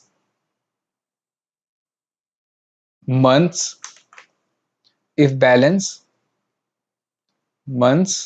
was more than 6 months। अगर 6 महीने से ऊपर हुआ तो हम 1 साल में उसको कन्वर्ट कर देंगे, लेकिन यहां पे सर्विस कितनी है? यहां पे सर्विस गिवन है, गिवन सर्विस। मुझे बताइए जरा टाइम, बताओ कितने टाइम की सर्विस है यहां पे गिवन सर्विस टाइम थी 30 साल, 31 साल, सॉरी 31 साल एंड 1 मंथ। सर ये कहां लिखा है? शुरू में लिखा है, आओ चेक करो। यहां पे लिखा हुआ ये रहा कि उसने जो करा एट द एज ऑफ 30, अच्छा ये रहा 30 साल और 1 महीना, 30 साल और 1 महीना, मैंने 31 लिख दिया, तो इसको ठीक कर लो। ये हो गया सर 30 ईयर्स एंड 1 मंथ। ये हो गया सर 30 ईयर्स एंड 1 मंथ, जो मेरे लिए कितना हो जाएगा? मेरे लिए हो जाएगा सर ये 30 ईयर्स। ठीक है, तो सर मुझे सैलरी मिल गई, मुझे ईयर्स मिल गए, अब मैं वैल्यू पुट कर दूंगा और आंसर निकाल लूंगा। आइए जरा, सैलरी मिल गई कितनी मुझे? 30,000। ईयर मिल गए 30 ईयर्स। क्या अब मैं निकाल सकता हूं? हाँ बिल्कुल निकाल सकते हैं sir. 30,000 multiply by 15 multiply by 30 divide by 26, ये होता है सर आपका 5,19,230 रुपए, या 231 कर दो इसको। 5,19,231 ये आ गया आपका। अब इसमें से लोअर चेक कर लो, तीनों में से क्या है सर? लोअर यही वैल्यू है, ये है लोअर। ठीक है, तो अब मुझे बताओ टैक्सेबिलिटी ऑफ ग्रेचुटी की बात करें तो ग्रेचुटी रिसीव कितनी हुई इसको? सर ग्रेचुटी रिसीव हुई 6 लाख, तो ये जो लोअर है इसको हम लिख देंगे विल बी एग्जेम्प्ट। तो ग्रेचुटी रिसीव कितनी हुई सर? 6 लाख, माइनस कर दो जो एग्जेम्प्ट है। एग्जेम्प्ट वैल्यू अभी हमने निकाली कितनी? 5,19,231। तो बाकी क्या हो गया सर? टैक्सेबल। तो मुझे बता दो कितना हो गया? 6 लाख माइनस 5,9,519,231, ये हो गया सर 80,769। 80,769। अब आपको याद क्या करना है यहाँ पे सर? याद रखना, अगर कवर्ड वाला केस है तो 15/26 होता है। सैलरी याद रखनी है, सैलरी में पूरा क्या आएगा? बेसिक पे पूरा आएगा डीए, पूरा बेसिक पे और पूरा डीए आता है इसके अंदर। ठीक है, उसके अलावा number of completed year of service के अंदर 6 महीने से ज्यादा हुआ तो एक बढ़ा देना है, मैक्सिमम 20 लाख रुपए। ये दूसरा होता है एक्चुअल ग्रेचुटी रिसीव्ड। इन तीनों में से जो भी लोअर होगा वो एग्जेम्प्ट हो जाएगा। ग्रेचुटी मिली उसको 6 लाख रुपए की, 5,19,231 एग्जेम्प्ट हो गए, तो 80,769 will be your taxable gratuity. 80,769 will be our taxable gratuity. अब आता है सर पॉइंट नंबर 4, यानी कि नोट नंबर 2, जो कि है लीव एनकैशमेंट का। अगर आपको लीव एनकैशमेंट याद नहीं है, भूल गए हो, तो दोबारा जाओ, पॉज करो वीडियो और जाओ और जरा देखो लीव एनकैशमेंट। लीव एनकैशमेंट पे हम कैसे टैक्सेबिलिटी करते। लिखिए एग्जेम्प्ट, ब्रैकेट में लिख देना, फॉर नॉन गवर्नमेंट एम्प्लॉय। ठीक है, लीस्ट ऑफ द फॉलोइंग। क्या आपने देख लिया कितना होगा? हाँ सर, यहां पे 4 वैल्यूज होती थी। कितनी वैल्यू? 4 वैल्यू होती थी, मुझे बताओ कौन कौन सी। सर देखिए सबसे पहले तो होगा जो कि एक्चुअल लीव एनकैशमेंट है। क्या आप मुझे बता सकते हो एक्चुअल कितना है? हाँ सर बता देते हैं, एक्चुअल लीव एनकैशमेंट जो उसको मिली है कितनी मिली थी? 2 लाख रुपए। एक्चुअल लीव एनकैशमेंट 3 लाख थी, आई थिंक 3,30,000, 3,30,000। ठीक है, दूसरा क्या था सर? दूसरा मैक्सिमम, मैक्सिमम कितना था सर? मैक्सिमम यहां पे था 25 लाख रुपए। कितना था? 25 लाख रुपए मैक्सिमम था यहाँ पे सर, 25 लाख। अच्छा उसके बाद दो और है यहाँ पे, दो क्या है सर? एक तो था हमारा यहाँ पे 10 month multiply by average ARB salary, 10 महीना multiply by average ARB salary. ठीक है, यानी कि 10 महीने की सैलरी देनी है, एवरेज ARB सैलरी। चलिए तो इसको मैं निकालूंगा अभी, इसके लिए थोड़ी जगह छोड़ देता हूं। और पॉइंट नंबर डी में क्या था? पॉइंट नंबर डी में था सर कितनी छुट्टियां इसके पास अभी पड़ी हैं, उसके कितने पैसे बनते हैं, यानी कि लीव क्रेडिट अवेलेबल। याद रखना ये होना चाहिए इन मंथ्स, इन मंथ, क्योंकि मंथली सैलरी से मल्टीप्लाई करूंगा, multiply by average ARB salary. तो यानी कि दोनों के लिए मुझे क्या चाहिए सर? दोनों के लिए मुझे एवरेज ARB सैलरी चाहिए। अगर मैं एवरेज ARB सैलरी निकाल लूं तो मेरा दोनों में काम हो जाएगा। अब समझिए जरा, यहाँ पे एवरेज ARB जो सैलरी निकलती थी वो क्या निकलती थी? 10 महीने की सैलरी का एवरेज निकलता था। ठीक है, तो आइए लिखिए मेरे साथ साथ, सबसे पहले पॉइंट लिखिए, सिंस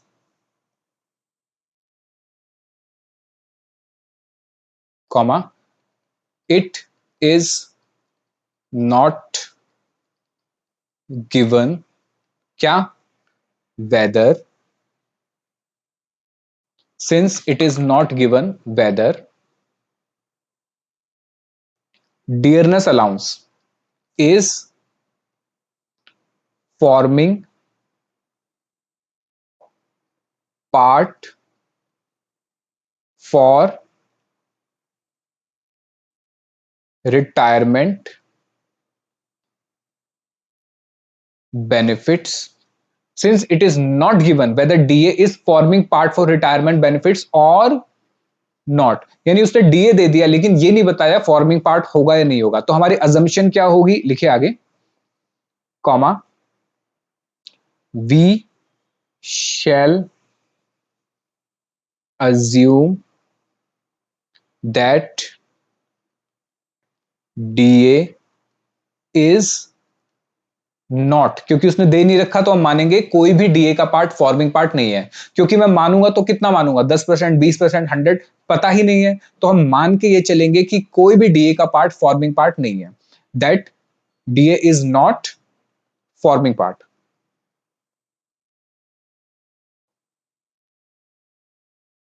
ठीक है, क्लियर है? चलिए अब हम बात करते हैं किसकी सर? Average ARB salary. तो एवरेज ARB सैलरी कैसे निकलती है सर? ये सैलरी निकलती है फॉर प्रीवियस 10 मंथ्स। याद रखना ये 10 महीने की सैलरी होती है, यानी 1 2 3 4 5 6 7 8 9 10, 10 महीने की सैलरी का मैं एवरेज कर देता हूं। ठीक है, अब इसको बनाना चाहो बना लो, एग्जाम में इसको बनाने की जरूरत नहीं है। जैसे 25 और 26 की बात कर रहे हैं। ठीक है, मुझे बताओ ये रिटायर कब हुआ है सर? रिटायर हुआ है 31 जनवरी को, 31 जनवरी को रिटायर हुआ। अब समझिए जरा, अगर ये 31 जनवरी को रिटायर हुआ है तो मतलब जनवरी पूरा गया, जनवरी पूरा गया। तो अब मुझे जनवरी ही लेना है, क्योंकि देखिए इसकी शुरुआत कब से होगी? रिटायरमेंट के बाद फरवरी। तो जब ये रिटायर हो गया, जब ये रिटायर हो गया उसके बाद से, उसके बाद मतलब उससे पहले वाले जो टाइम था वहां से पिछले 10 महीने जाओ। तो जनवरी, इससे पहले क्या आया होगा सर? जनवरी से पहले आया होगा दिसंबर, फिर नवंबर, अक्टूबर, सितंबर, फिर आया होगा सर शुरू में अप्रैल, ठीक है, और भी बीच में आए होंगे। तो मुझे बताओ कितने महीने हो गए, अप्रैल, मई, जून, जुलाई, अगस्त, सितंबर, अक्टूबर, नवंबर, दिसंबर और जनवरी, यानी यहां से लेके यहां तक, यहां से लेके यहां तक कितने हो गए सर, 10 महीने। अब मुझे इस 10 महीने की सैलरी का, समझिए, मुझे इस 10 महीने की सैलरी का एवरेज करना है। इस क्वेश्चन में वैसे कोई फर्क नहीं पड़ेगा, इसका एवरेज वही आएगा जो इसकी बेसिक पे है। इसकी बेसिक पे कितनी थी सर, इसकी बेसिक पे है जो 20,000 रुपए है। तो अगर आप इस 20,000 को 10 महीने से मल्टीप्लाई करोगे तो इसकी सैलरी कितनी आ गई सर, 2 लाख रुपए। लेकिन जब इसका एवरेज करोगे आप, इसका एवरेज करोगे तो कितना आएगा per month, sir per month आ गया 20,000 रुपए। तो सर यही तो आपने करा, एक बार 10 महीने से मल्टीप्लाई करा, एक बार डिवाइड करा। इस क्वेश्चन में कोई फर्क नहीं पड़ेगा। लेकिन लेकिन अगर बीच में कहीं इसकी सैलरी में कोई इंक्रीमेंट होता, जो कि आगे क्वेश्चन हम करेंगे, बीच में इसकी सैलरी में कोई इंक्रीमेंट होता तो फिर ये वैल्यू सेम नहीं आती। ये 20,000 जो शुरू में थी, 20,000 एवरेज करता तो बदल जाती। Are you getting my point? मैं क्या कहना चाह रहा हूं आपसे कि आपको पिछले 10 महीने की तनख्वाह निकालनी है, लेकिन वो 10 महीने की तनख्वाह बीच में कहीं चेंज नहीं हो रही, तो एवरेज भी वही बनेगा, एवरेज भी वही बनेगा। लेकिन बीच में अगर चेंज हो जाती है, या तो उसका प्रमोशन हो गया, सैलरी बढ़ गई, जनरली यही होता है, या डिमोशन हो गया, सैलरी घट गई, तो फिर क्या हो सकता है सर, इसका एवरेज चेंज हो जाएगा। फिर बेसिक पे आपका एवरेज के बराबर नहीं आएगा। यानी मैं सिंपल अगर बात करूं तो मैं सिंपल ये कहूंगा, if there is no increase और decrease in salary, then basic pay per month, यही मेरा क्या बन जाएगा, एवरेज सैलरी पर मंथ। ठीक है, अब याद रखना मैंने यहाँ पे डीए नहीं लिया, अगर डीए होता तो मैं इसमें फॉर्मिंग पार्ट तो डीए भी जोड़ता, पर यहाँ पे नहीं है। तो मेरी बात समझ आई आपको कि अगर क्वेश्चन में, अगर क्वेश्चन में, तो आपको इतना लंबा चौड़ा काम करने की जरूरत नहीं थी। अगर क्वेश्चन के अंदर आपको सैलरी ना तो बढ़ रही है ना कम हो रही है, तो आपको इतना लंबा चौड़ा काम करने की जरूरत नहीं है। आपकी ये जो एवरेज सैलरी थी, ये आपकी क्या बन जाएगी, बेसिक पे ही बन जाएगी। अच्छा, लेकिन इसमें एक चीज और जोड़ देना, प्लस डीए, वो भी कौन सा, फॉर्मिंग। अब इस क्वेश्चन में डीए है ही नहीं, फॉर्मिंग पार्ट नहीं है, तो मैंने नहीं लिया, अगर होता तो जोड़ देता। चलिए, तो यानी इस केस में ये आ जाएगा sir 10 month multiply by average salary, कितनी आ गई, बेसिक के बराबर हो गई, प्लस डीए, और डीए का फॉर्मिंग पार्ट कितना है, 0। तो ये हो गया सर 2 लाख रुपए। ठीक है, उसके बाद लीव क्रेडिट अवेलेबल। अब समझिए जरा, लीव क्रेडिट कितना अवेलेबल है, क्वेश्चन में दे रखा था सर लीव क्रेडिट अवेलेबल है 330 दिन, कितना है, 330 दिन। पर अब यहाँ पे एक चीज याद रखना, एक चीज याद रखना कि जितना भी आपको क्वेश्चन में गिवन हो लीव क्रेडिट, एक बार तो लीव क्रेडिट का पूरा पढ़ लो आराम से। लीव क्रेडिट कितना भी गिवन हो, as per income tax act 30 days से ज्यादा नहीं होना चाहिए। As per income tax act 30 days per year से ज्यादा नहीं होना चाहिए। तो अगर वो 30 डेज से ज्यादा होता तो मुझे उसके लीव जो पड़े हुए हैं उसकी भी कैलकुलेशन करनी पड़ती। हमने क्वेश्चन करा भी था इस पे, समझिए। मैं आपसे ये बात कह रहा हूं, जरा ध्यान से समझिए दोस्तों, मैं आपसे ये कह रहा हूं कि अगर अगर उसकी जो लीव पड़ी हुई है, छुट्टियां पड़ी हुई है, वो कैलकुलेट में दोबारा करता, वो कैलकुलेट में दोबारा करता अगर उसकी साल भर की जो छुट्टियां हैं 30 दिन से ज्यादा होती, साल भर की छुट्टियां 30 दिन से ज्यादा होती। लेकिन जरा यहां देखिए, उसने आपको यहां पे एक लाइन दे दी कि उसको कितनी छुट्टी मिलती है हर साल, 30 डेज ही मिलेगी, यानी ये छुट्टियां as per income tax act के बराबर है। तो मुझे ये 330 को रिकैलकुलेट करने की जरूरत नहीं पड़ेगी, मुझे इन 330 दिन को रिकैलकुलेट करने की जरूरत नहीं पड़ेगी।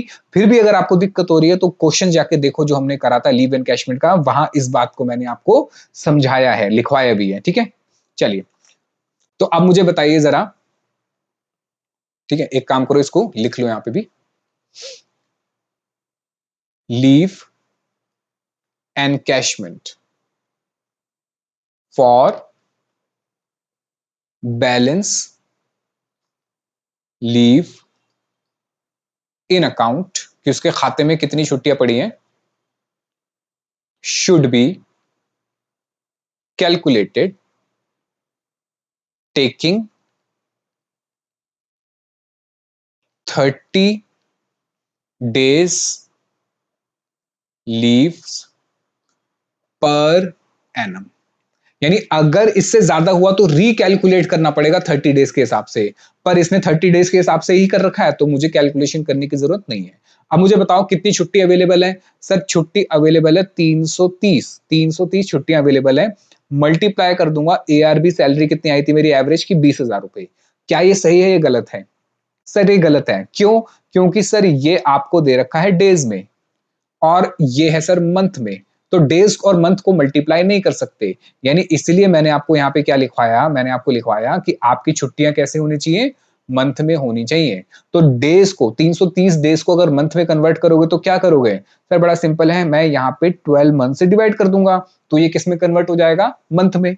आओ जरा 330 डिवाइड बाय 12 मल्टीप्लाई बाय 20,000, ये हो जाएगा सर आपका 5,50,000। अब इन तीनों में से लोवेस्ट देख लो क्या है। सर लोवेस्ट आ गया ये वैल्यू,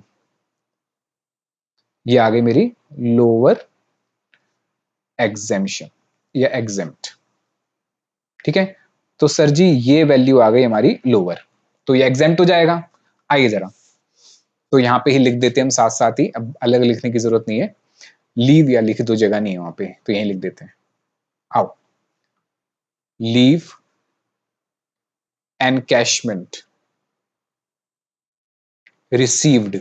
मुझे बताओ लीव एनकैशमेंट मिला कितना इसको? सर लीव एनकैशमेंट मिला 3,30,000। एग्जेम्प्ट कितना होगा? सर जो हमने अभी निकाला एग्जेम्प्ट वैल्यू आई थी 2,00,000 रुपए, तो बाकी क्या हो जाएगा? टैक्सेबल हो जाएगा, यानी कि 1,30,000 रुपए क्या हो जाएगा? टैक्सेबल। ठीक है, 1,30,000 क्या हो जाएगा? टैक्सेबल। क्लियर है? आइए इसको वैल्यू पुट कर दीजिए।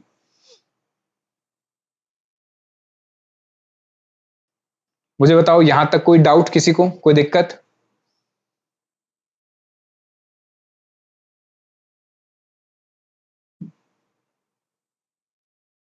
लिख लिया? चलिए पॉइंट नंबर 5 है sir transfer of movable asset. Car बेच दी, कार बेच दी। आइए जरा पॉइंट नंबर 5 की बात करें, पॉइंट नंबर 5 की बात करते हैं। Transfer of movable asset. मुझे बताइए जरा ट्रांसफर ऑफ मूवेबल एसेट में परक्यूजिट वैल्यू क्या होती थी? सर परक्यूजिट वैल्यू जो होती थी हमारी वो कैसे निकालते थे? हम कहते थे, समझिए, हम कहते थे जो भी कार की परचेज वैल्यू है या ओरिजिनल कॉस्ट, परचेज वैल्यू, इसमें से माइनस कर देते थे हम depreciation for each completed year, for each completed year. तो क्या आ जाता था? तो आ जाता था सर मेरी परक्यूजिट वैल्यू, ये टैक्सेबल परक्यूजिट वैल्यू। अब मुझे बताइए जरा पढ़ के कि कार के ऊपर क्या बातें हो रही हैं। इसने ये कहा कि भैया देखिए, उसने कहा कि भाई कंपनी ने उसको कार ऑफर करी, कंपनी ने उसको कार ऑफर करी। ठीक है, अरे आजा भाई, कंपनी ने उसको कार ऑफर करी जो कि परचेज करी थी कंपनी ने 31 जनवरी को परचेज करी थी। कब परचेज करी थी? 30 जनवरी को। बाय द कंपनी कितने की खरीदी थी? 5,00,000 की। कंपनी ने उससे कितने पैसे रिकवर कर लिए? यानी कि 5,00,000 की कार खरीदी थी और आज के दिन उसको कितने की दे दी? 2,00,000 की दे दी। कंपनी इस पे डेप्रिसिएशन लगा रही है कितना? 15% पर एनम स्ट्रेट लाइन पर। मुझे कंपनी के डेप्रिसिएशन मेथड से कोई मतलब नहीं है। अब वीडियो को पॉज करो और जाके देखो मैंने आपको क्या लिखवाया था कि जब ट्रांसफर ऑफ मूवेबल एसेट होता है तो मैंने आपको अलग अलग टाइप के मूवेबल एसेट बताए थे जिसमें से कार भी था। तो बाकियों पे कितना परसेंटेज था और कार पे कितना परसेंटेज था वो जाके जरा चेक करो, या मैं ही दिखाऊं आपको? चलो मैं ही दिखा देता हूं, आइए जरा। Transfer of movable asset taxable क्या निकलता था? जो भी डब्ल्यू है और माइनस कंसिडरेशन। डब्ल्यू कैसे निकलेगा? सर डब्ल्यू निकलेगा जो परक्यूजिट, जो उसकी परचेज वैल्यू है माइनस डेप्रिसिएशन। ठीक है, तो एक चीज यहां पे और लिख लो, purchase value minus depreciation minus amount recovered. अगर कुछ पैसा रिकवर्ड कर लिया उससे तो वो माइनस हो जाएगा। ठीक है, अब मुझे बताओ डेप्रिसिएशन कितना लगेगा? सर डेप्रिसिएशन जो लगेगा मैंने आपको बताया था एवरी कंप्लीटेड ईयर पे निकलेगा from the date of acquisition. जहां से खरीदा था ना वहां से आपको लेना है, ये इस बात का ध्यान रखना, अभी क्वेश्चन में इसका अच्छा इंपैक्ट आएगा। देखिए कंप्यूटर लैपटॉप पे कितना था 20%, सॉरी 20 बोल रहा हूँ, कंप्यूटर लैपटॉप इलेक्ट्रॉनिक आइटम पे 50% डब्ल्यूडीवी था, 50% WDV. Motor car, not bike, bike के अलावा मोटर कार अगर कार है तो कितना है 20%, तो ये तो याद रखना पड़ेगा। और डब्ल्यूडीवी है, फिर एनी अदर एसेट अगर है तो कितना है 10%, लेकिन अब यहाँ क्या होगा एसएलएम मेथड। तो हमें कंपनी जो वहां लगा रही थी 15%, उससे मतलब नहीं है, मुझे तो अपना जो इनकम टैक्स में है वो। और कार पे कितना है सर 20% है पर एनम, कितना है कार पे 20% पर एनम, और वो भी WDV for each completed year. और कंप्लीटेड ईयर स्टार्ट कहां से होगा सर, कंप्लीटेड ईयर स्टार्ट होगा जब आपने कार को खरीदा। अब मेरे साथ साथ समझना शुरू करिए, देखिए मैं क्या कहना चाह रहा हूं। मैं आपसे ये कह रहा हूं, हमने कार खरीदी, कब खरीदी मुझे बताइए जरा, कार कब खरीदी। सर हमने कार जो खरीदी थी उसकी डेट दे रखी थी 30 जनवरी 2023। कितने की परचेज करी कार, सर हमने कार परचेज करी 5 लाख रुपए की। मुझे यहां पे डेप्रिसिएशन कितना लगाना है सर, डेप्रिसिएशन जो लगाना है वो लगाना है 20%, और वो भी डब्ल्यूडीवी पे। तो डब्ल्यूडीवी तो होता है हर साल डेप्रिसिएशन माइनस करो, फॉर ईच कंप्लीटेड ईयर। याद रखना डेप्रिसिएशन हमेशा कंप्लीटेड ईयर पे निकलेगा ही, कंप्लीटेड ईयर के लिए लगेगा। इसका मतलब ये हो गया, इसका मतलब हो गया सर इग्नोर, इग्नोर कर देना है फ्रैक्शन, फ्रैक्शन मंथ। यानी अगर मंथ कुछ बच जाते हैं, 3 महीने 4 महीने 5 महीने इवन 11 महीने भी बच जाते हैं, तो आपको उसको इग्नोर कर देना है, उतने टाइम पीरियड का डेप्रिसिएशन नहीं लेना, क्योंकि डेप्रिसिएशन तभी लगेगा जब पूरा साल कंप्लीट होगा। अब आप समझिए जरा, अब जनवरी से लेके पूरा साल कितना हो गया सर, जनवरी से लेके पूरा साल हमारा जब कंप्लीट हो गया 31/3/23 को। अब ये गलती नहीं करनी है आपको, आपका साल यहां पे खत्म नहीं होगा। जब आप डेप्रिसिएशन लगाओगे एसेट पे, मेरी बात ध्यान से समझो, जब आप डेप्रिसिएशन लगाओगे एसेट पे, तो मैंने आपसे क्या कहा, आपको ईच कंप्लीटेड ईयर लेना है। क्या लेना है, ईच कंप्लीटेड ईयर। अब ईयर की शुरुआत कहां से होगी, ईयर की शुरुआत होगी फ्रॉम डेट ऑफ एक्विजिशन, जिस दिन आपने खरीदा वहां से। तो अब आपको जिस दिन खरीदा आपने वहां से 1 साल आगे तक जाना है। तो यहां पे मार्च अप्रैल इसका कोई लिंक नहीं बनेगा। तो मुझे बताइए जरा, 31 जनवरी 2023 से 1 साल कब कंप्लीट होगा, साल कंप्लीट होगा सर 30 जनवरी 2024 को। यहां पे 1 साल कंप्लीट हुआ आपका। अच्छा, इसका मतलब सर ऐसे लेना है कि जिस दिन हमने खरीदा ना, उसी के बाद अगला साल वो डेट कब आएगी, तो 1 साल कंप्लीट हुआ। बीच में मार्च अप्रैल कुछ भी खत्म हो रहा है जो मर्जी, उसको नहीं लेना, हमें तो 1 साल खरीदने से लेके वहां तक का देखना है। यहाँ पे कोई कैलेंडर ईयर, यहाँ पे कोई फाइनेंशियल ईयर को फॉलो नहीं करना है। तो 1 साल तो यहाँ कंप्लीट हुआ। फिर आगे चलते हैं, अगला कौन सा आएगा, फिर आएगा सर 30 जनवरी 2025। तो 1 साल ये कंप्लीट हुआ, ठीक है। तो 2 साल कंप्लीट हो गए कब, 30 जनवरी 2025 को। अब मुझे बताओ रिटायर कब हो रहा है सर, देखिए जरा, हम रिटायर कब हो रहा है, वो रिटायर हो रहा है, आइए जरा, वो रिटायर हो रहा है, हमने शुरू में लिखा था रिटायर हो रहा है, ये रहा सर 31 जनवरी तो 25, सर 31 जनवरी 2025। अब गलती मत कर देना ध्यान से, 31 जनवरी, ये 31 अप्रैल से शुरू है, अप्रैल। फिर जब ये साल बदल जाएगा दिसंबर में, तो ये हो जाएगा 31 जनवरी 2026, क्योंकि साल कब खत्म हो रहा है सर 26 में। तो वो रिटायर कब हुआ, उसकी रिटायरमेंट की डेट है, डेथ डेथ कह रहा हूँ, रिटायरमेंट की डेट है 31/3/26। और जो इसने शुरू में लिखा भी था 31/3 बोल दिया, 31 जनवरी 2026। कब है रिटायरमेंट, 31 जनवरी 2026 को। तो यानी कि अभी यहां पे खत्म नहीं हुआ, अभी हम आगे चल सकते हैं। तो 30 जनवरी 2025 के बाद 1 साल फिर कब कंप्लीट होगा सर, 1 साल फिर कंप्लीट होगा 30 जनवरी 2026 को, 30 जनवरी 2026 को। और मजे की बात यह है, इसके अगले दिन ही वो क्या हो गया, रिटायर हो गया। तो 1 महीना, 1 साल यहां, 1 साल यहां और 1 साल यहां, तो 3 साल का क्या लग गया, डेप्रिसिएशन। चलिए अब मैं निकाल सकता हूं इसकी परक्यूजिट वैल्यू, तो मेरे साथ साथ आएंगे, लिखिए calculation of perquisite value for transfer of car. ठीक है, अब मेरी बात समझिए जरा, अगर ये बीच में कहीं पे रिटायर हो जाता, समझिए यहां पे होते लेट सपोज 8 महीने, तो ये 8 महीने को फिर मैं इग्नोर कर देता, क्योंकि ईच कंप्लीटेड ईयर का ही डेप्रिसिएशन लगेगा। अगर 8 महीने, 9 महीने, 10 महीने, 11 महीने भी होते हैं तो आपको इग्नोर कर देना। क्लियर है? चलिए आइए जरा निकालते हैं। सबसे पहले लिखेंगे सर परचेज वैल्यू। इसने खरीदे कितने की थी कार? सर ओनर ने कार खरीदी थी कितने की? 5 लाख रुपए की। अब इस पे क्या लगेगा सर? डेप्रिसिएशन, लेकिन डेप्रिसिएशन डब्ल्यूडीवी से लगेगा, तो पहले डेप्रिसिएशन होगा ईयर 1 का। 3 साल का लगाना है ना हमें, ईयर 1। कितना डेप्रिसिएशन का रेट था अभी हमने देखा सर? डब्ल्यूडीवी पे 20%, यानी कितना हो गया? 1 लाख रुपए। फिर ये निकल कर आएगा सर 4 लाख। ये क्या आ गया? डब्ल्यूडीवी। तभी तो मुझे एक एक साल का अलग अलग करना है, स्ट्रेट लाइन होता तो एक साथ ही कर देता। फिर डेप्रिसिएशन लगेगा सर ईयर 2 का। अब यहां पे मेरी वैल्यू आ गई 4 लाख रुपए, इस पे लगेगा 20%, यानी ये हो गया आपका 80,000 रुपए। ठीक है, तो ये आ जाएगी सर आपकी डब्ल्यूडीवी।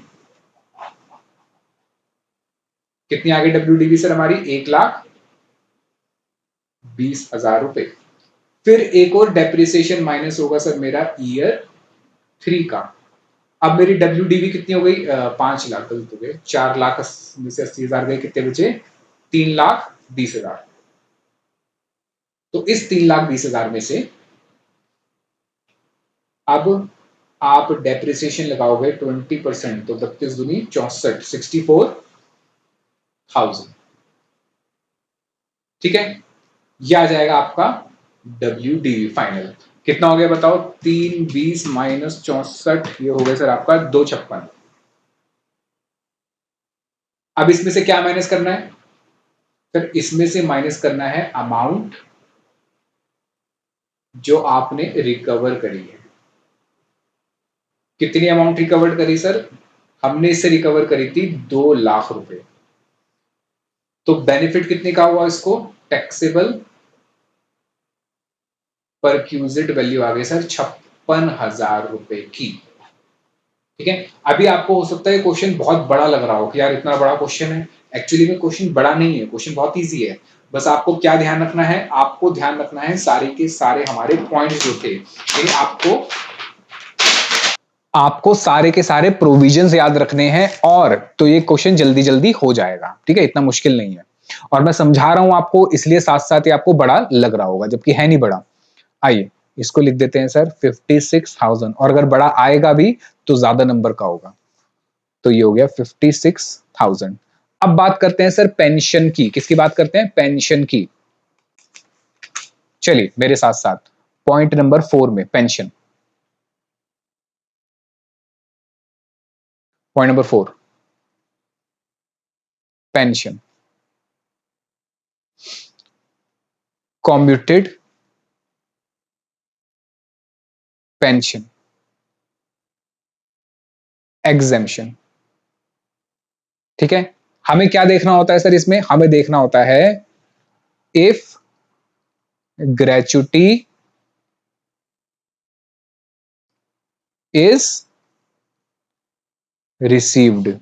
क्या ग्रेचुटी मिली है या नहीं मिली? इसको ग्रेचुटी मिली है, तो एग्जेम्पशन कितनी होती थी? 1/3। तो एग्जेम्पशन होती थी सर, एग्जेम्पशन होता था 1/3 of total pension. 1/3 of total pension. तो अब मुझे बताओ इसका वैल्यू कितनी है? Value of commuted pension. इसने कितने रुपए की पेंशन कॉम्यूट करा ली है? उसने बताया था क्वेश्चन में, चेक करो, 3 लाख रुपए थे आई थिंक। कहां गया? ये रहा। कितना कॉम्यूट करा लिया? 3 लाख रुपए। कह रहे ये 3 लाख जो है ये 2/3 पेंशन है। कितनी पेंशन है? 2/3।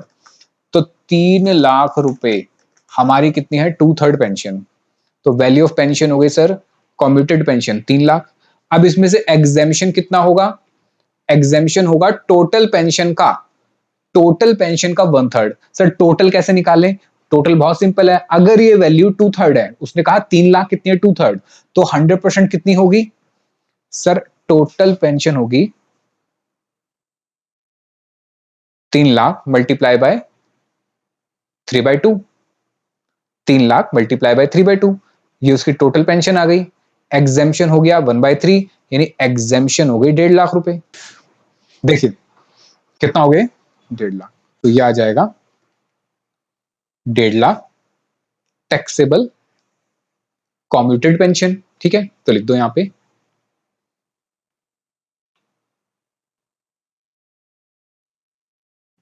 1.5 लाख रुपए। अच्छा, अनकॉम्यूटेड के बारे में भी लिख देते हैं साथ साथ, हालांकि इसकी जरूरत नहीं है, फिर भी लिख देते हैं, एग्जाम में नहीं लिखोगे तो भी कोई दिक्कत नहीं है। लिखिए अनकॉम्यूटेड पेंशन इज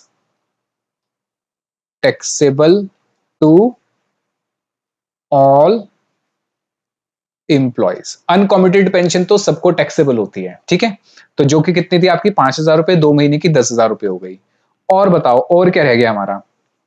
और हमारा रह गया sir gift from, gift voucher मिला था। आओ तो पॉइंट नंबर 5 में दोनों को कर देते हैं। गिफ्ट वाउचर एक तो एम्प्लॉयर से मिला और गिफ्ट वाउचर उसके कलीग से मिला, तो पॉइंट नंबर 5 की बात करते हैं। Gift voucher received from employer. तो मुझे बताओ जरा, वीडियो पॉज करो और जाओ जरा कि गिफ्ट वाले में मैंने आपको क्या सिखाया था। गए? जाओ जरा चेक करके आओ कि गिफ्ट वाले में क्या बताया था। हो गया? सर गिफ्ट वाले में बताया था कैश वाला अगर है तो पूरा टैक्सेबल है, कि अगर कैश मिलेगा तो पूरा टैक्सेबल है, लेकिन कैश के अलावा अगर काइंड में मिलता है, कैश के अलावा अगर काइंड में मिलता है तो 5,000 रुपए तक क्या है? एग्जेम्प्ट है। 5,000 रुपए तक एग्जेम्प्ट है। 5,000 से ऊपर हुआ, और ये 5,000 साल भर की वो है वैल्यू, 5,000 तक तो एग्जेम्प्ट है, लेकिन 5,000 से जैसे ही ज्यादा हुआ 1 रुपए भी तो पूरा टैक्सेबल है। 5,000 की छूट नहीं मिलेगी, फिर पूरा टैक्सेबल है। तो लिखिए taxable whole gift value comma if value exceeds ₹5,000 per annum.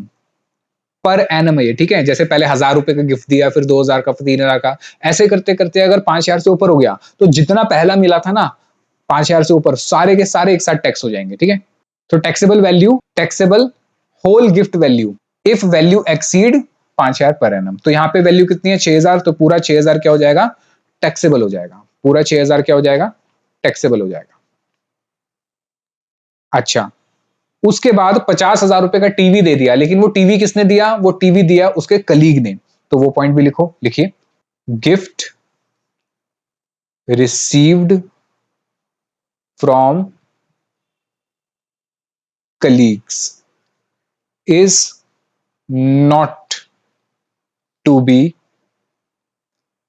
Considered as perquisite. अगर गिफ्ट मिला है कलीग से तो वो परक्यूजिट नहीं होगा, comma because no employer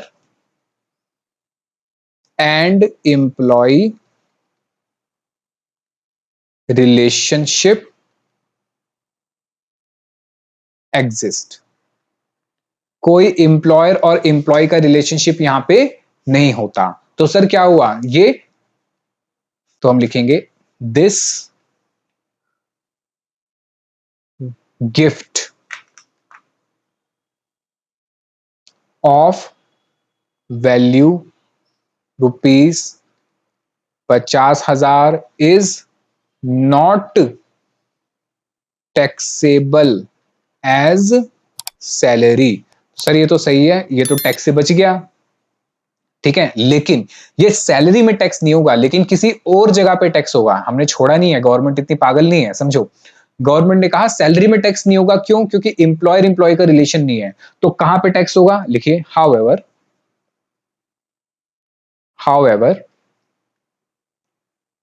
comma we need to check section 56 sub section 2 clause 10। ये हमें पढ़ना है जब हम कैपिटल गेन करेंगे। तो however we need to check section 56 clause 2 sub clause 10। क्या लिखा है इसमें? व्हेन गिफ्ट रिसीव्ड, ब्रैकेट में लिख देना, अदर देन एम्प्लॉयर, कि अगर आपको गिफ्ट मिला है लेकिन वो आपका एम्प्लॉयर नहीं है, ठीक है, एम्प्लॉयर नहीं है, and value of gift exceeds rupees 50,000, अगर 50,000 से ज्यादा है then it will be taxable under other sources. ये अदर सोर्सेज में टैक्सेबल हो जाएगा। कहां टैक्स हो जाएगा सर? अदर सोर्सेज में टैक्सेबल हो जाएगा।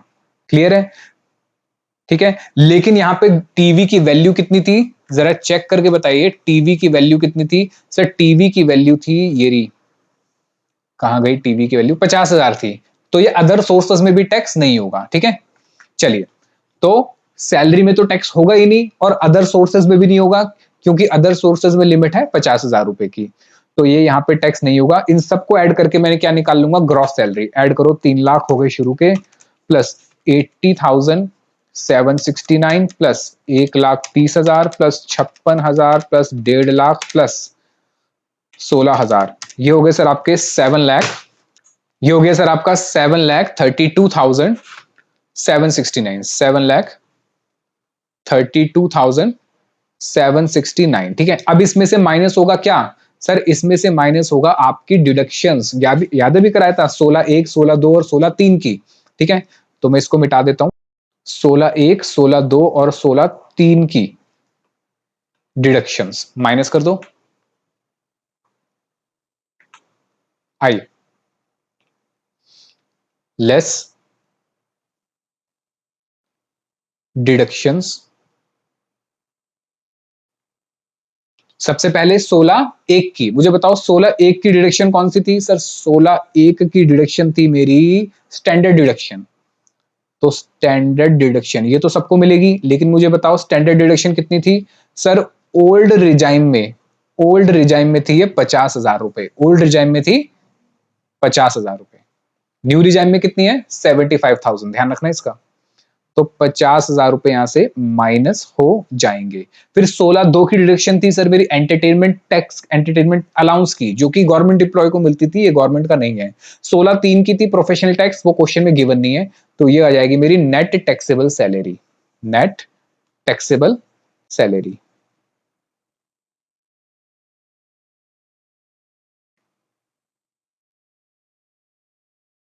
कितना आ गया? 6,82,769। लो, ये हो गया, क्वेश्चन खत्म। आई होप आपको अच्छा लगा होगा। मिलेंगे अगली क्लास में और क्वेश्चन हम करेंगे। ठीक है, तो आज के लिए इतना ही रखते हैं। पढ़ते रहिए, खुश रहिए, लाइफ एंजॉय करिए। मिलता हूं आपसे अगले लेक्चर में। तब तक के लिए बाय बाय, टेक केयर। और एक और चीज कि जो भी दिक्कत हो रही है कमेंट करके बताओ, अच्छा लग रहा है तो भी कमेंट करके जरूर बताना। ठीक है, चलिए, ओके, जय हिंद।